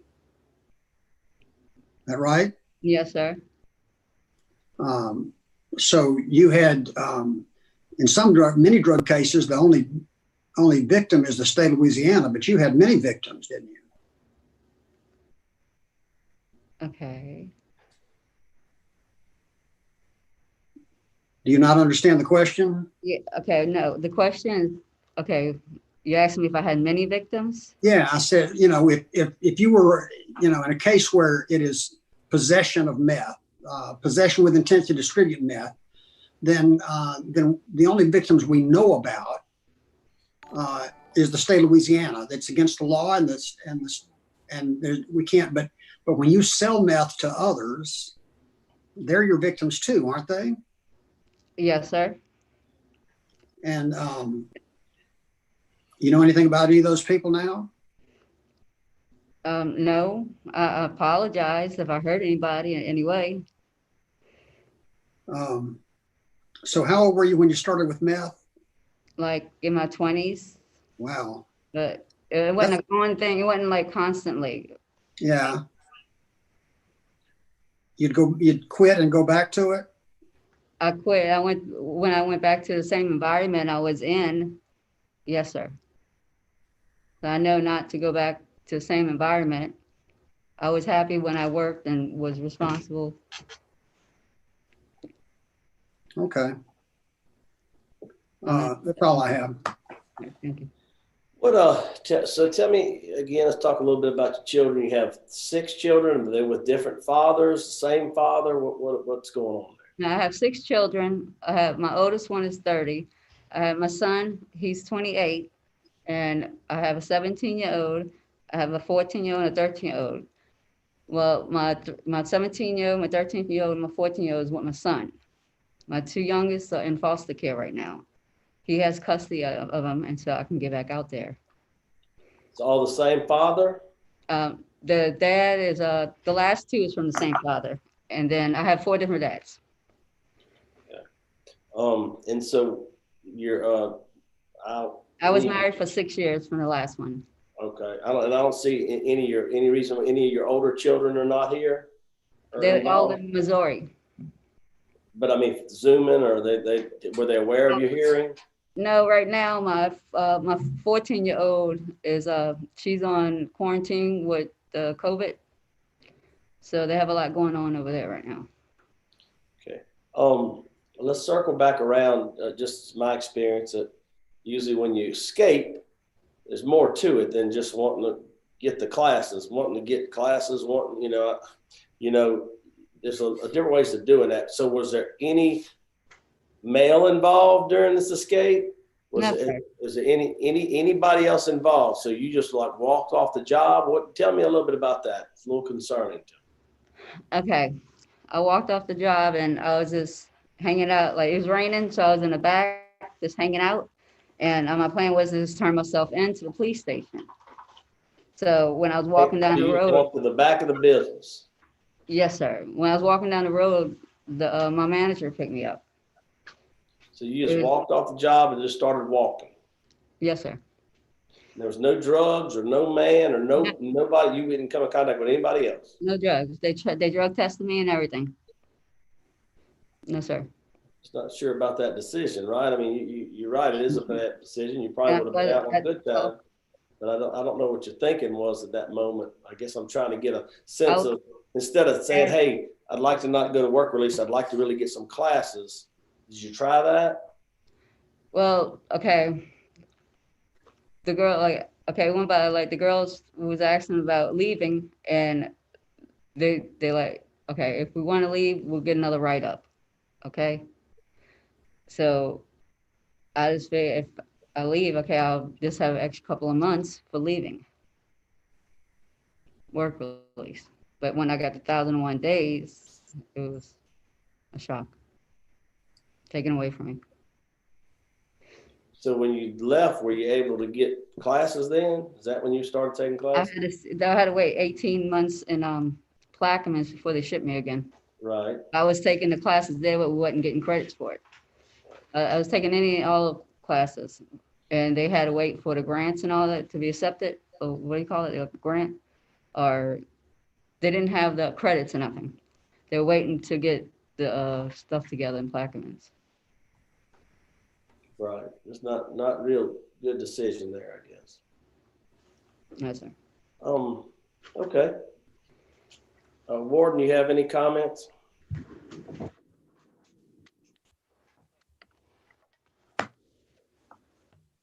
Yes, I got a few. Voorhees, obviously her addictions play a big part in what she has going on. That led her here for decision making. But the overwhelming thought for me is that while she's here, you know, she completed the classes that needed to be completed. I just don't know if she has, obviously if she was released, that she would need that extended substance abuse and alcohol abuse care on the outside. And from being here with her and her listening to the testimony about her kids, and the younger one taking care of the other ones, you know, it's stressful enough of adults taking care of their own kids. And to have Ms. Maurice here and, you know, listening to this, knowing that, you know, she got kids taking care of kids. So, you know, that weighs heavy on me. Knowing that here, there isn't much she can do, and she just have to make better decisions if y'all allowed her to be released. So I would say to take that into consideration. Thank you. Thank you. All right, Mrs. Stell, would you like to make a statement? Okay, take off of mute. Is it? I don't know if he's talking to us or. I think that's all. It's off. It's off. Okay. Can you hear me? Yes, ma'am. Hi. Yeah, I'm Mamie's older sister, and oh, it's your turn. No, your turn. Oh, I'm sorry. What I was gonna say is, you were asking questions for Mamie. The thing is, Mamie's gonna be coming by me, and I have had a substance abuse myself, and I've been clean over a year and a half, and I've been sponsoring Mamie. I'm able to sponsor people today, and Mamie's one of the ones I've been sponsoring, and she's been doing such a tremendous recovery through it. She had been asking for recovery since she had about a month after she entered, and I had tried to get her so much help in there, and I called different prisons, and you know, Plaquemines hadn't had that class at that time. She had been wanting the help as far as that, but I had been working with her for this last few months, and I mean, she has been doing so good as far as her taking responsibility. She has, like, I don't know how to explain it, but she has been very dedicated on getting recovery. Her whole atmosphere about life is, you know, staying clean, taking care of her kids. She is focused. I have a job for her when she comes out. I also work with another girl that she'll be working with us as well, making $10 an hour. So she has a job when she comes out and a place to live. And that's going to help support her kids. So definitely. And we're going to take it from there. And she's working on, she's going to join, I'm in a outpatient group. So she's going to be going with me to my outpatient classes and Bible study and all that. So she's got a good road ahead of her, as you know, as far as I see, she's got a lot of family support. All right. Thank you. So now Cindy there somewhere? Cindy? I'm here. Can you hear me? Yeah, I can hear you. Okay. Same as my sister said, you know, I know she has a lot of regrets, and you know, she's lived most of her life behind bars, and like she said, she has kids that, you know, she needs to be part of their life, and they shouldn't at that age, being young like that, to have to worry about supporting themselves. And she's gonna have to continue. I know it's gonna be a hard road for her, but she'll have to continue with support groups and things of that nature. But as far as a positive attitude, you know, I'm an educator, and you learn from your mistakes. Just, you know, she's got to move forward. All right, thank you. All right, would you like to make a statement on your behalf? 1 second, please. I have changed, and I'm not the same person I was. And I don't want to.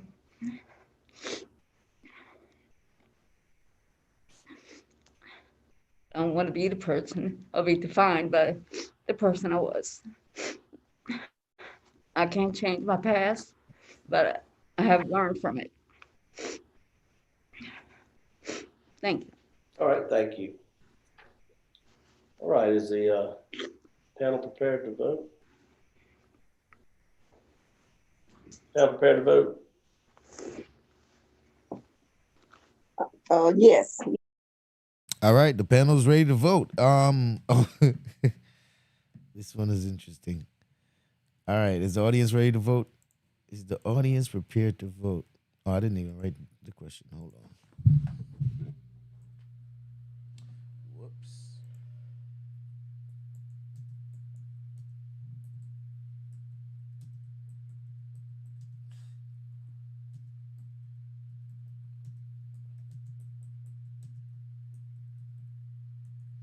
All right, will the judges grant parole in this case? Get the timer and poll in the chat.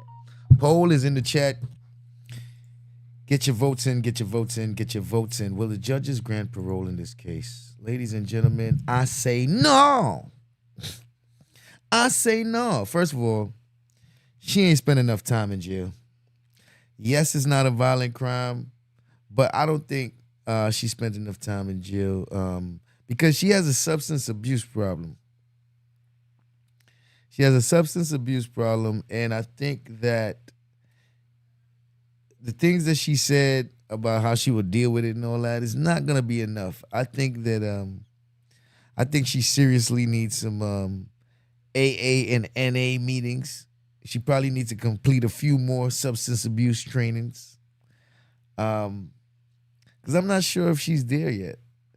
And she started taking pain pills in her 20s. And for the life of me, I don't understand why people take pain pills when they don't have pain. Like, what are you solving?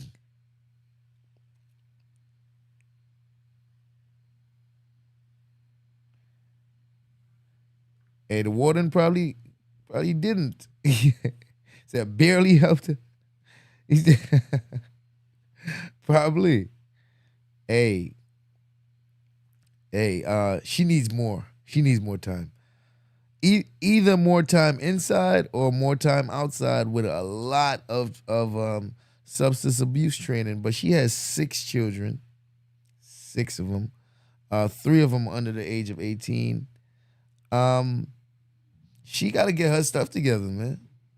She has her oldest child, which is 29 years old, taking care of all the other children. That's a burden on a child, on a sibling. You know, so the mom has failed the oldest child right there by burdening the oldest child with that responsibility. So, you know, I think she needs some more time to reflect for the amount of time that she got and the amount of time that she served. I don't know. She took all the substance abuse classes they offered. I guess she needs just more time away from the drugs then. I think she might just need more time away from the drugs. Because back out there is right where you end up right back with it. So I don't know. I don't know if she's been in there long enough. But then again, it's not a violent crime, so I wouldn't be surprised if they let her out. I doubt it. But let's see. Let's see how it goes. And our time is up. All right. 3 minutes is up. Time to end the poll. Time to end the poll. The votes are in, locked in. We got 13 votes. Will the judges grant parole in this case? 61% said no. 38% said yes. Well, seems like we got a few people that are one way over the other. We got quite a few people that think it's not going to go that way. So let's see what the judges got to say. Judges? Yes. Ms. Pearl Wise? Miss Mamie, I really have been impressed with. My frame rate's come back. My frame rate's trying to leave. All right, and we're back. Yes. Ms. Pearl Wise? Miss Mamie, I really have been impressed with what was presented today, and as you said, I mean, it could go either way, but I have a strong concern about an individual who the judge gave 12-year sentence, and the Department of Corrections saw fit to put you in a transitional work program, one of the elite programs. Those bed spaces are not, that they don't come easy. And you were granted that in the wisdom of the parole board, of the DOC, and you just walked away from that saying what you need. And you really have to watch that. And you really, have to watch you deciding a lot of things that you think is best, you think it's time, and you got 12 years over your head. So I'm just not willing to take a chance on you today. My vote is to deny because of you have law enforcement opposition, and I think you just need you need a little bit more time past an escape charge. And I encourage you to write back as soon as you're eligible. And I would like to see you in substance abuse treatment because of the length of time, the lack of substance abuse treatment. You have law enforcement opposition and a little more time past the escape. But I urge you to write back as soon as you're eligible for a rehearing. Stay the course, and write back as soon as you're eligible. That is my vote. Mr. Jones. Ms. Voorhees, I agree with Mrs. Wise. I will tell you that knowing in your heart, knowing for certain that you will never fool with drugs anymore is not enough to stay clean and sober. Been proven time and time and time again. It takes, your sister will tell you, I suspect, that it takes more than that. It takes the support of other alcoholics and drug addicts in a program that I prefer, which is AA-NA. It's the only proven program that brings about clean and sober lives. So I want you to do your best to pursue whatever is available to you and to learn what you can about that. Reapply when you can. No write-ups, no really bad decisions like the one you made.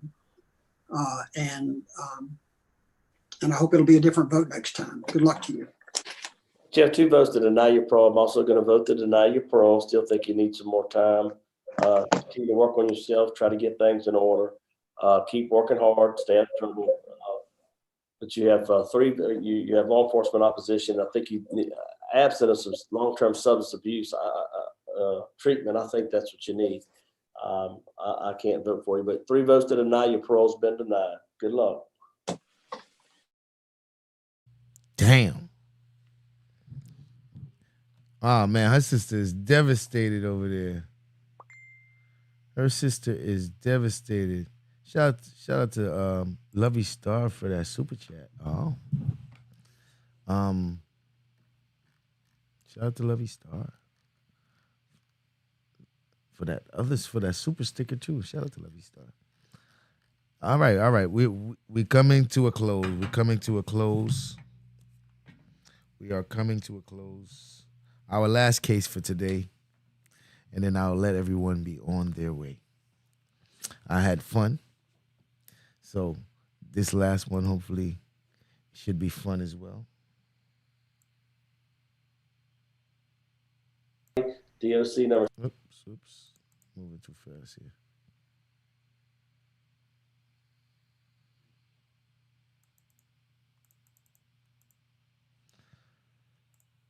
All right, we are on our last one. And then we are getting out of here. I do have a premiere coming up next.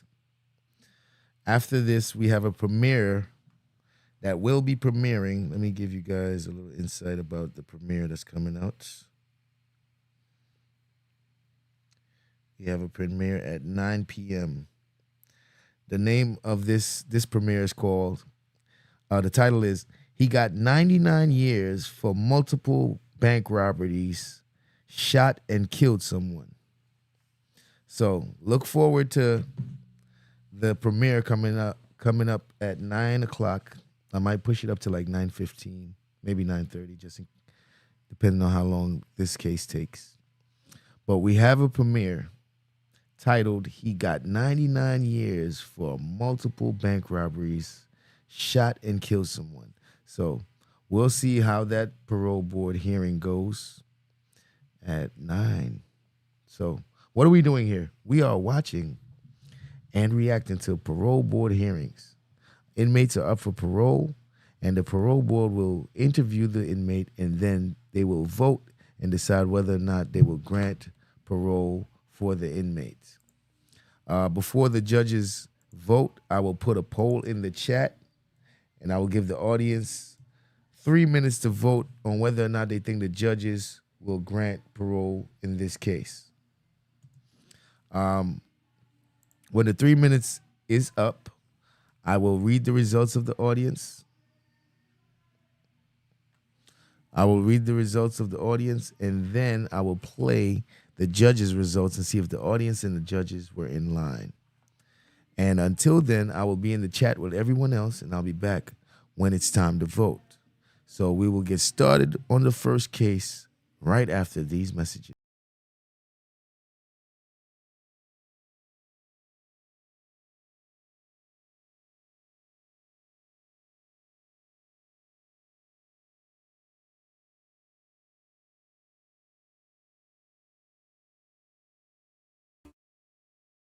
All right.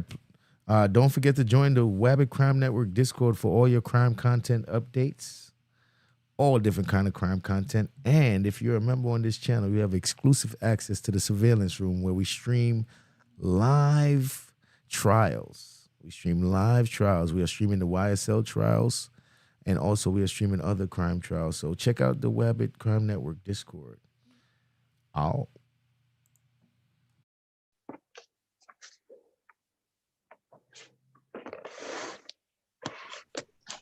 People stop trying to sign in. Stop trying to log in.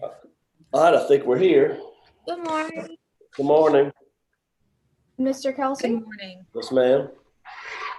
This is a case for Angela Kagneli, ESC number 744344. We have two people who are participating. We have Miss Adele Krieger.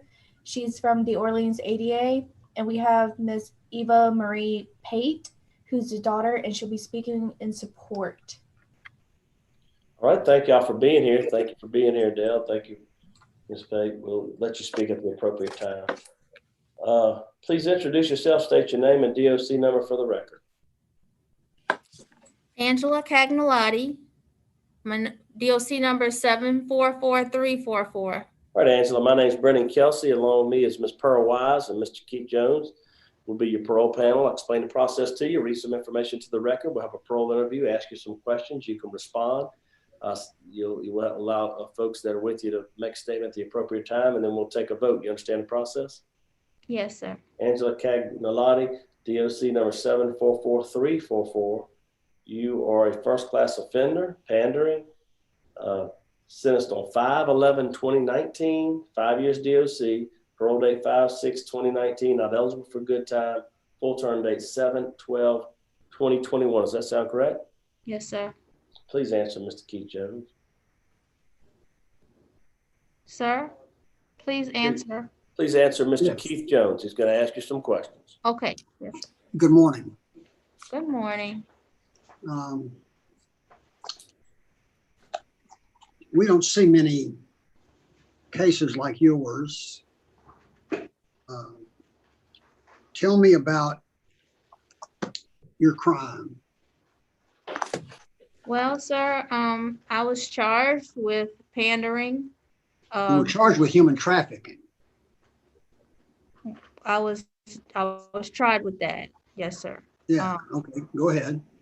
But I was not found to be sufficient evidence toward that, and I was offered a pandering charge, to which I pled guilty on 2 counts. I'm guilty of having 2 juveniles in my company. And the reason why they were in my company was because I thought that I was helping them not be on the street. I was involved in my own life. I was involved in the sexual business, and I had no way of knowing out of it for myself, let alone to help them out of it. But I did not feel like I should have left them on the street, and then with the baby. They had a 3-month-old baby. So according to what I thought to do then, which was criminally negligent, that's why I'm here. But you assisted them in pursuing prostitution, right? They used my laptop. They had acquired the means through me to continue to do what they were doing. Okay. They were doing it before they met you? Yes, sir. How'd you meet them? I was introduced to them by my co-defendant, who at the time was my boyfriend, my living boyfriend. Okay. You still have a relationship with him of any kind? Absolutely not. What do you think you'd do for a living if you were released on parole? Well, I was already working on music. I write music. Since I've been incarcerated, I've written over 300 poems, which I plan to publish, and continue with my music aspirations. I also will be doing some homework, some sewing, things at home. But I receive full Social Security benefits. And why do you receive Social Security benefits? Well, for my physical disability and my mental disabilities. And what, if I may ask, is your physical disability? I have a combination of fibromyalgia, scoliosis, arthritis, and sciatica. Tough to be a sex worker with all those conditions, isn't it? Yes, sir. It was.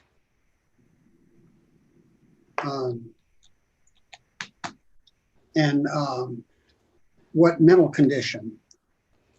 I have some emotional disturbances, PTSD, anxiety, and depression. Emotional PTSD from what period in your life? It wasn't from my military service. It was post-military service, kind of several abusive relationships, and probably a little bit of Katrina. You were in the military? Yes, sir. What branch? Army National Guard. For how long? From 1994 to 1998. And what was the nature of your discharge? It was honorable discharge with conditions. Good. Thank you for your service. Thank you, sir. You wish you'd stayed with it? Yes, I wish I had gone active duty. Yeah, well, that's what I meant, I guess. Because I would have gotten more from it. Were you using drugs or alcohol during the period of time that you committed this crime? I drank occasionally. I was using marijuana, but I think that I was more severely being manipulated and lied to by my co-defendant and kind of blinded over a lot of the things that were going on. But as far as abusing drugs, I've never done any kind of hard drugs other than marijuana and a drink occasionally. I've never been susceptible to my downfall because of the use of narcotics. I think it was my choice of company and the decisions that I made. As to your pursuits upon release, I don't have to tell you that the music business is pretty fickle. Oh, yes, sir. And uncertain at best. Yes. There are fabulous rewards if you're successful, and very little reward when you're not. So, are you receiving enough in Social Security disability benefits to survive? Well, we have a family house, which I'll be living in. So aside from my own immediate needs like food and personal, things, I'm pretty okay with that situation. I don't have any rent to pay or utilities to have to pay for. And I get the maximum amount for my Social Security for my amount for me at that point. And most of the musicians I know have pretty much told me they do music because they love to do music. Mm-hmm. And they've been, world traveled, and they've come back to New Orleans to do music in New Orleans because they love I know, but when I asked you what you were going to do for a living, that's what you told me. Yeah, that's my pursuit. And you understand my concern. Yes, sir. If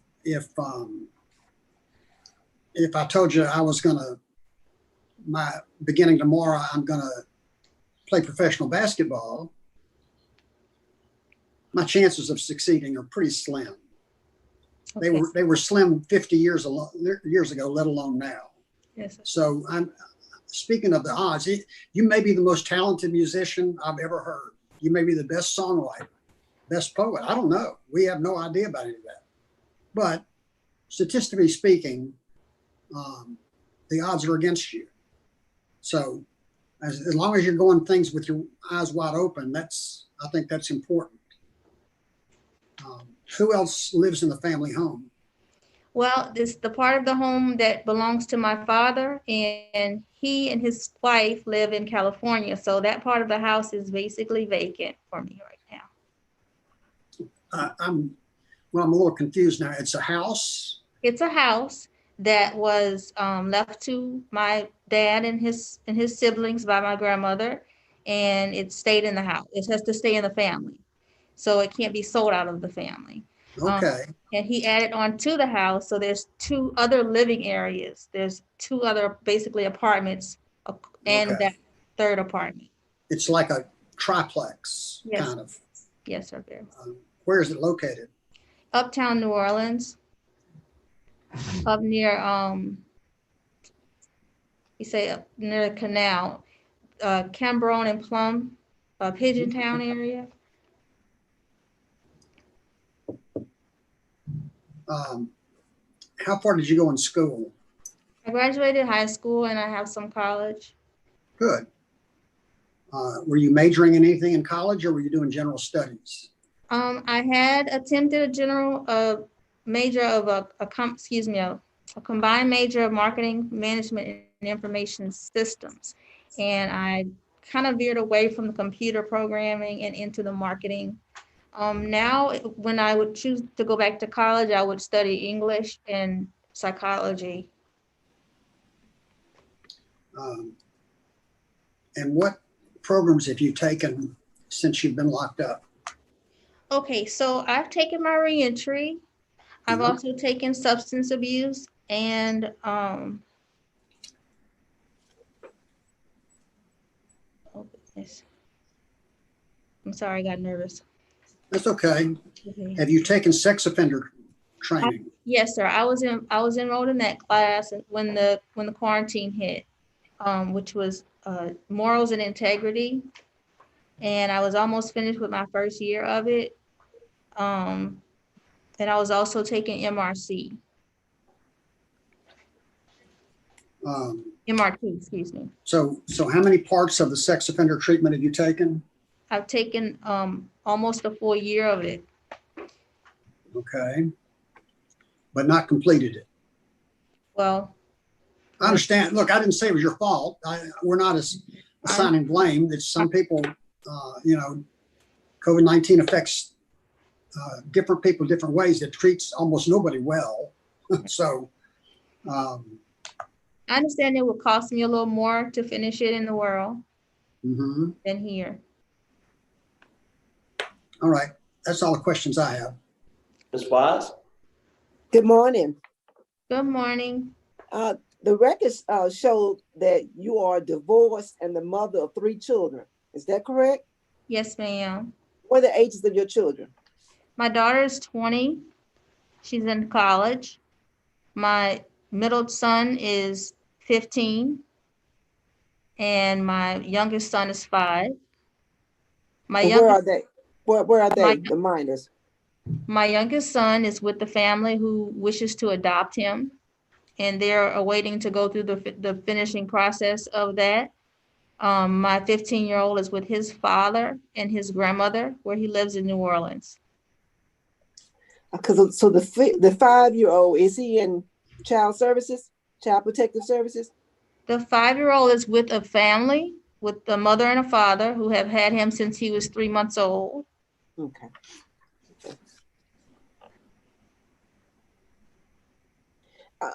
Tell me about your write-ups. Have you had any write-ups since you've been down this time?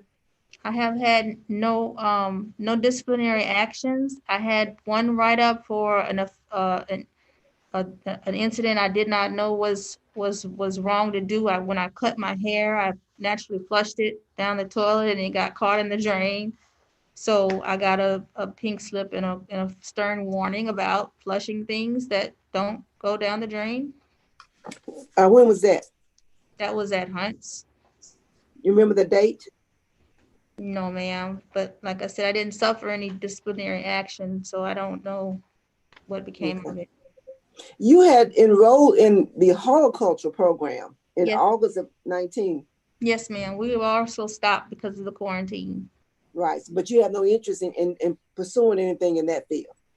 Well, I actually do, but it's more long-term and more personal than it would be professional.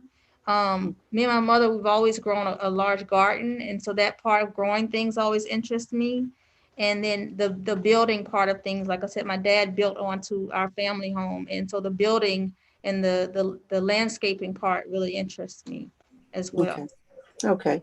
I do want to inform you, as a part of this process, that we make contact with the victim. I'm sure the DA going to be speaking, and your victim is opposed. Well, your victim's mother is opposed to your release, and she indicated that her daughter is still dealing with the toll of the crime. Can you speak to that?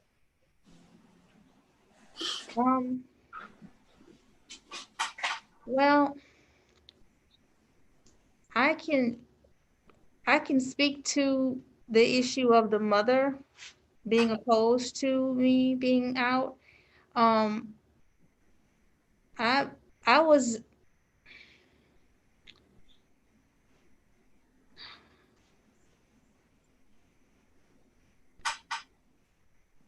more against what I was doing than it ever came out to be known.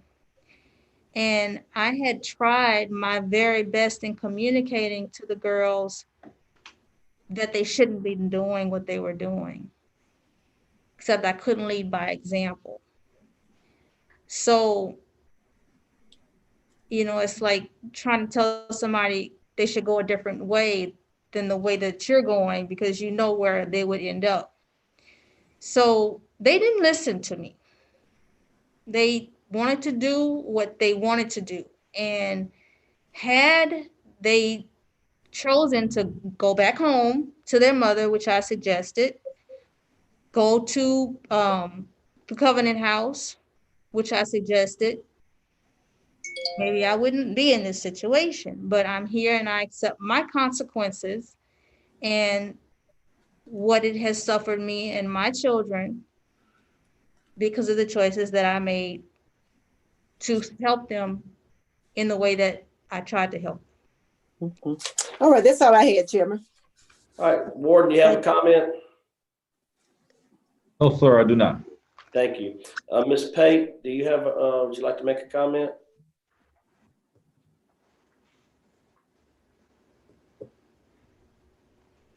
You're muted. Can't hear you, Ms. Pate.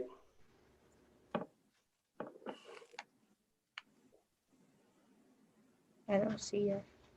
I don't see her either. I see her name, but she wanted to speak, so I guess. All right. Okay, well, one more Ms. time. Kelsey, we're trying to unmute her. Okay. There, that was off a second.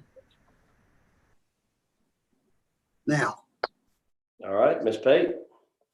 I'm sorry, what was the question? I didn't hear. Just go ahead if you'd like to make a statement on her behalf.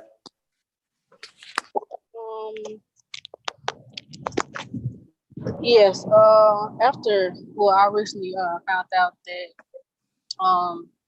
that the victims were runaways after doing some diligent research online.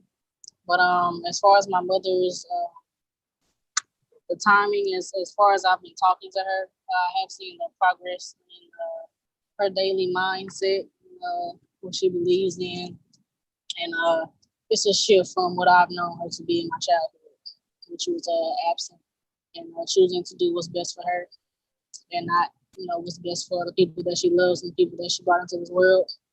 So as far as that, she has gotten better with. It's not the best that it can be, but it's a process that I am willing to take with her once she does get out and while she is remaining inside. That's all. All right, thank you. All right, Ms. Adele Krieger. Good morning. Our position is that we are going to oppose any early release of Ms. Kagneli due to the fact that this crime involved the risk and endangerment involving juveniles and in the circumstances involving the crime. The fact that they were found in a hotel room with items that may suggest an unsuitable, by all means, environment for young juveniles to be in. And as a result, we oppose any release. All right, thank you.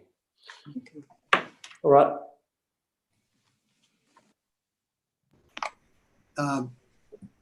Can you tell me how old the victims were, Ms. Krieger? Yes, I have in my report that one of the juveniles was 6 years old at the time, or no, 9 years old at the time, or 6 years old.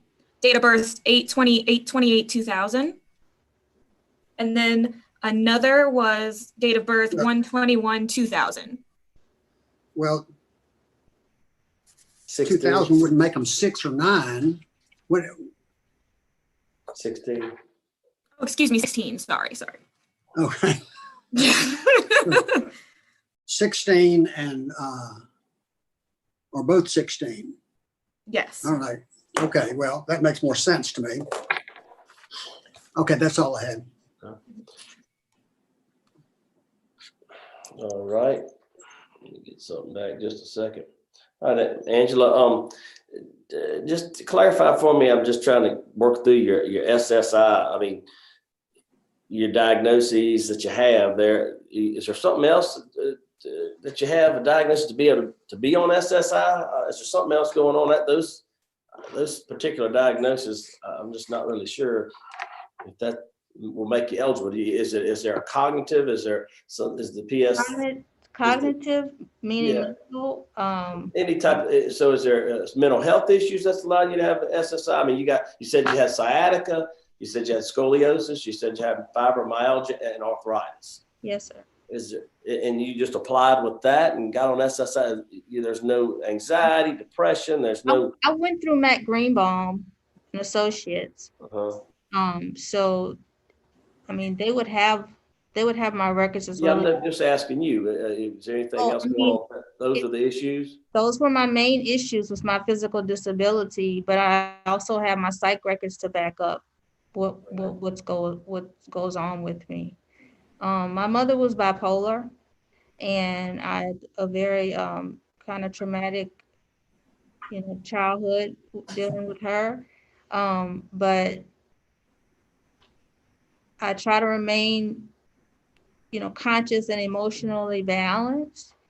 But I still have to, I still have to see a psych, and I still have to take some medications to Right. help me with that. So that plays into, because you get around. I know you have those diagnoses, but you get around. I mean, you can walk around, you can function, all your activity of daily living, you can do what you need to do, right? Yeah, can if you put your mind to it, and you exclude negative factors. Right. But I mean, from a physical standpoint. Oh, from a physical standpoint, if I have the means and the ability to sit when I need to sit, stand when I need to stand, those were my basic limitations. Not to reach and bend at the same time. I get a lot of pinched nerves, so it's moderation and listening to my body. All right. I can pretty much do whatever I need to do. I could cut grass, I could keep Right. my clean. Right. With those diagnoses, you should be able to do pretty much anything you want to. What is, would you like to make a statement on your behalf?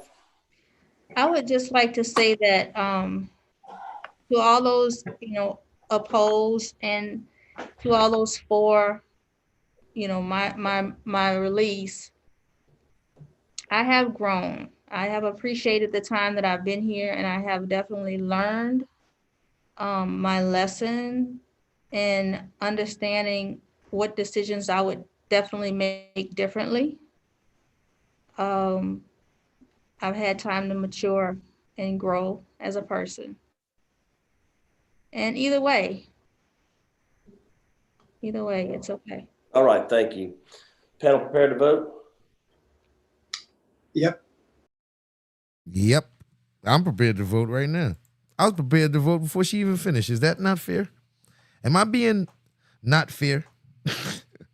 Let me start this timer. Put this poll in the chat.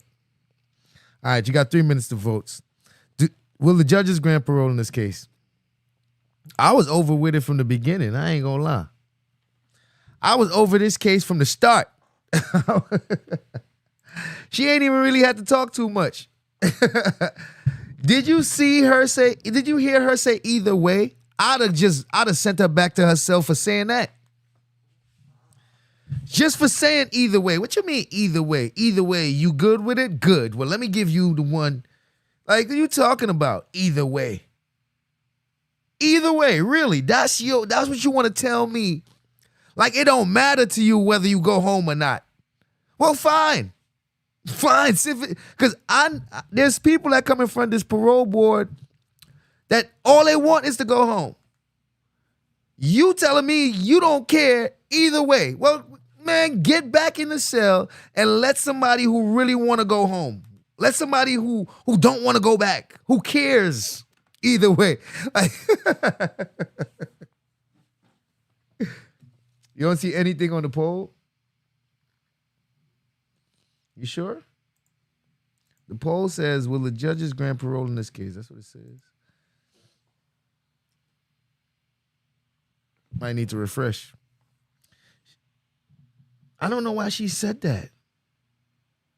Why would she say either way? She said, for those who are opposed and those who are for. And I said, why did she just group both of them up? I was trying to figure out what she about to say. But when she said either way, I said, man, send her back to herself. Send her back to herself. There's people that don't want to go back there.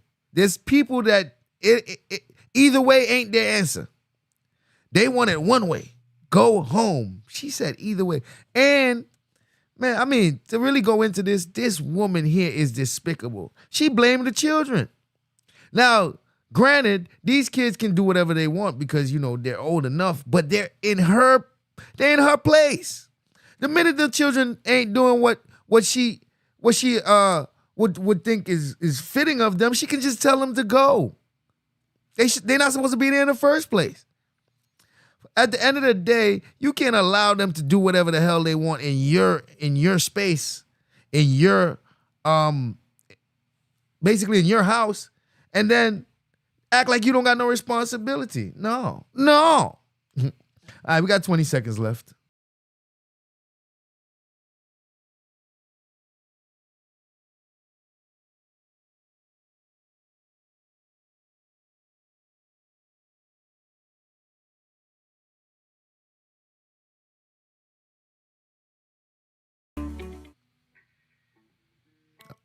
All right. Time to end that poll. The poll is ended. The votes are in. We got 15 votes. Will the judges grant parole in this case? 93% said no. 6% said yes. So I think that's one person said yes. I don't think so. I'm so upset. The fact that she don't have no responsibility. She was being pimped, and then she allowed this guy to pimp the other two girls. So basically, let me guess, she gonna blame everything on him, and she had no, my goodness, man. My goodness. Let's see what the judges got to say. Judges? Mr. Keith Jones. Ms. Kagneli, you obviously are a bright woman. And I think you can achieve a lot. You may be, you might have a brilliant career in music. I don't know, but you pled guilty to pandering, and all you could tell us today is how much you were trying to help those girls, and that's not what you pled to. Your victims say, at least one is symptomatic and doesn't know if she'll ever get over it. He's got the floor. And so my vote today is to deny your parole. That's fine. Miss Miss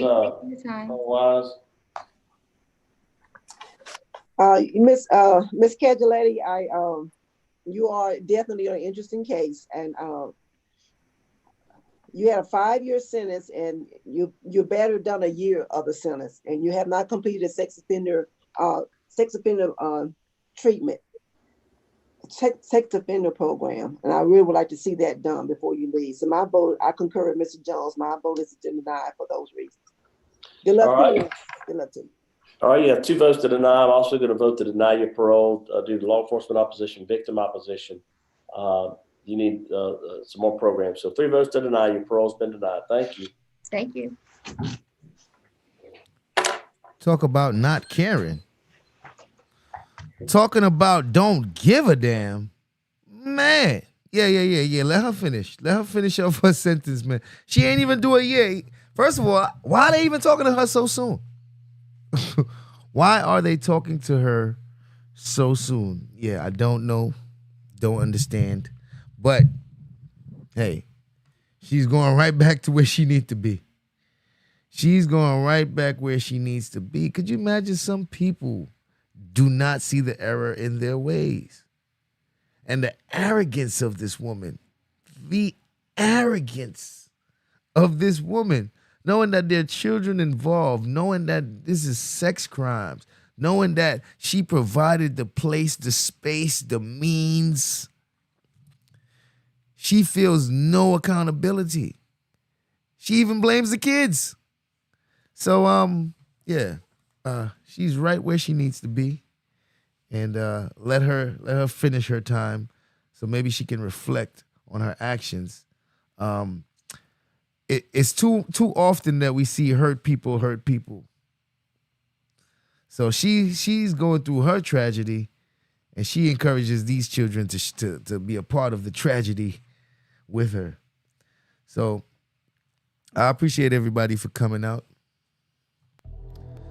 I appreciate everybody for coming out. This is the Wabbit Crime Network.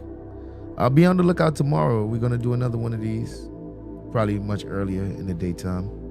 But we got a premiere coming out. And let me see. Put it back for 9 o'clock.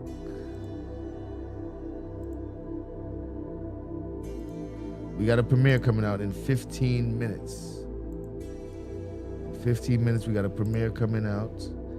Title is He Got 99 Years for Multiple Bank Robbery. Shot and killed someone. So that'll be an interesting one.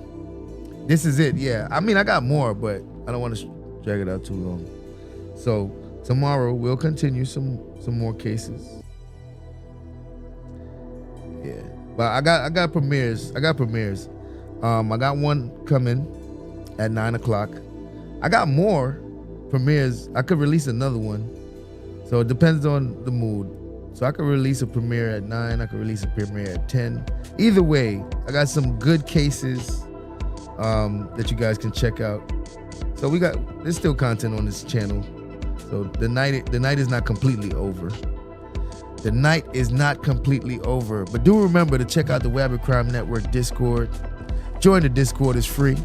If you have a membership on this page, you automatically have access to the surveillance room where we are streaming live trials Monday through Friday while the trials are happening in real time. So you guys can check that out. I appreciate everybody for their participation. Wabbit Crime Network live stream is over. I'll see you guys next time we go live. Oh.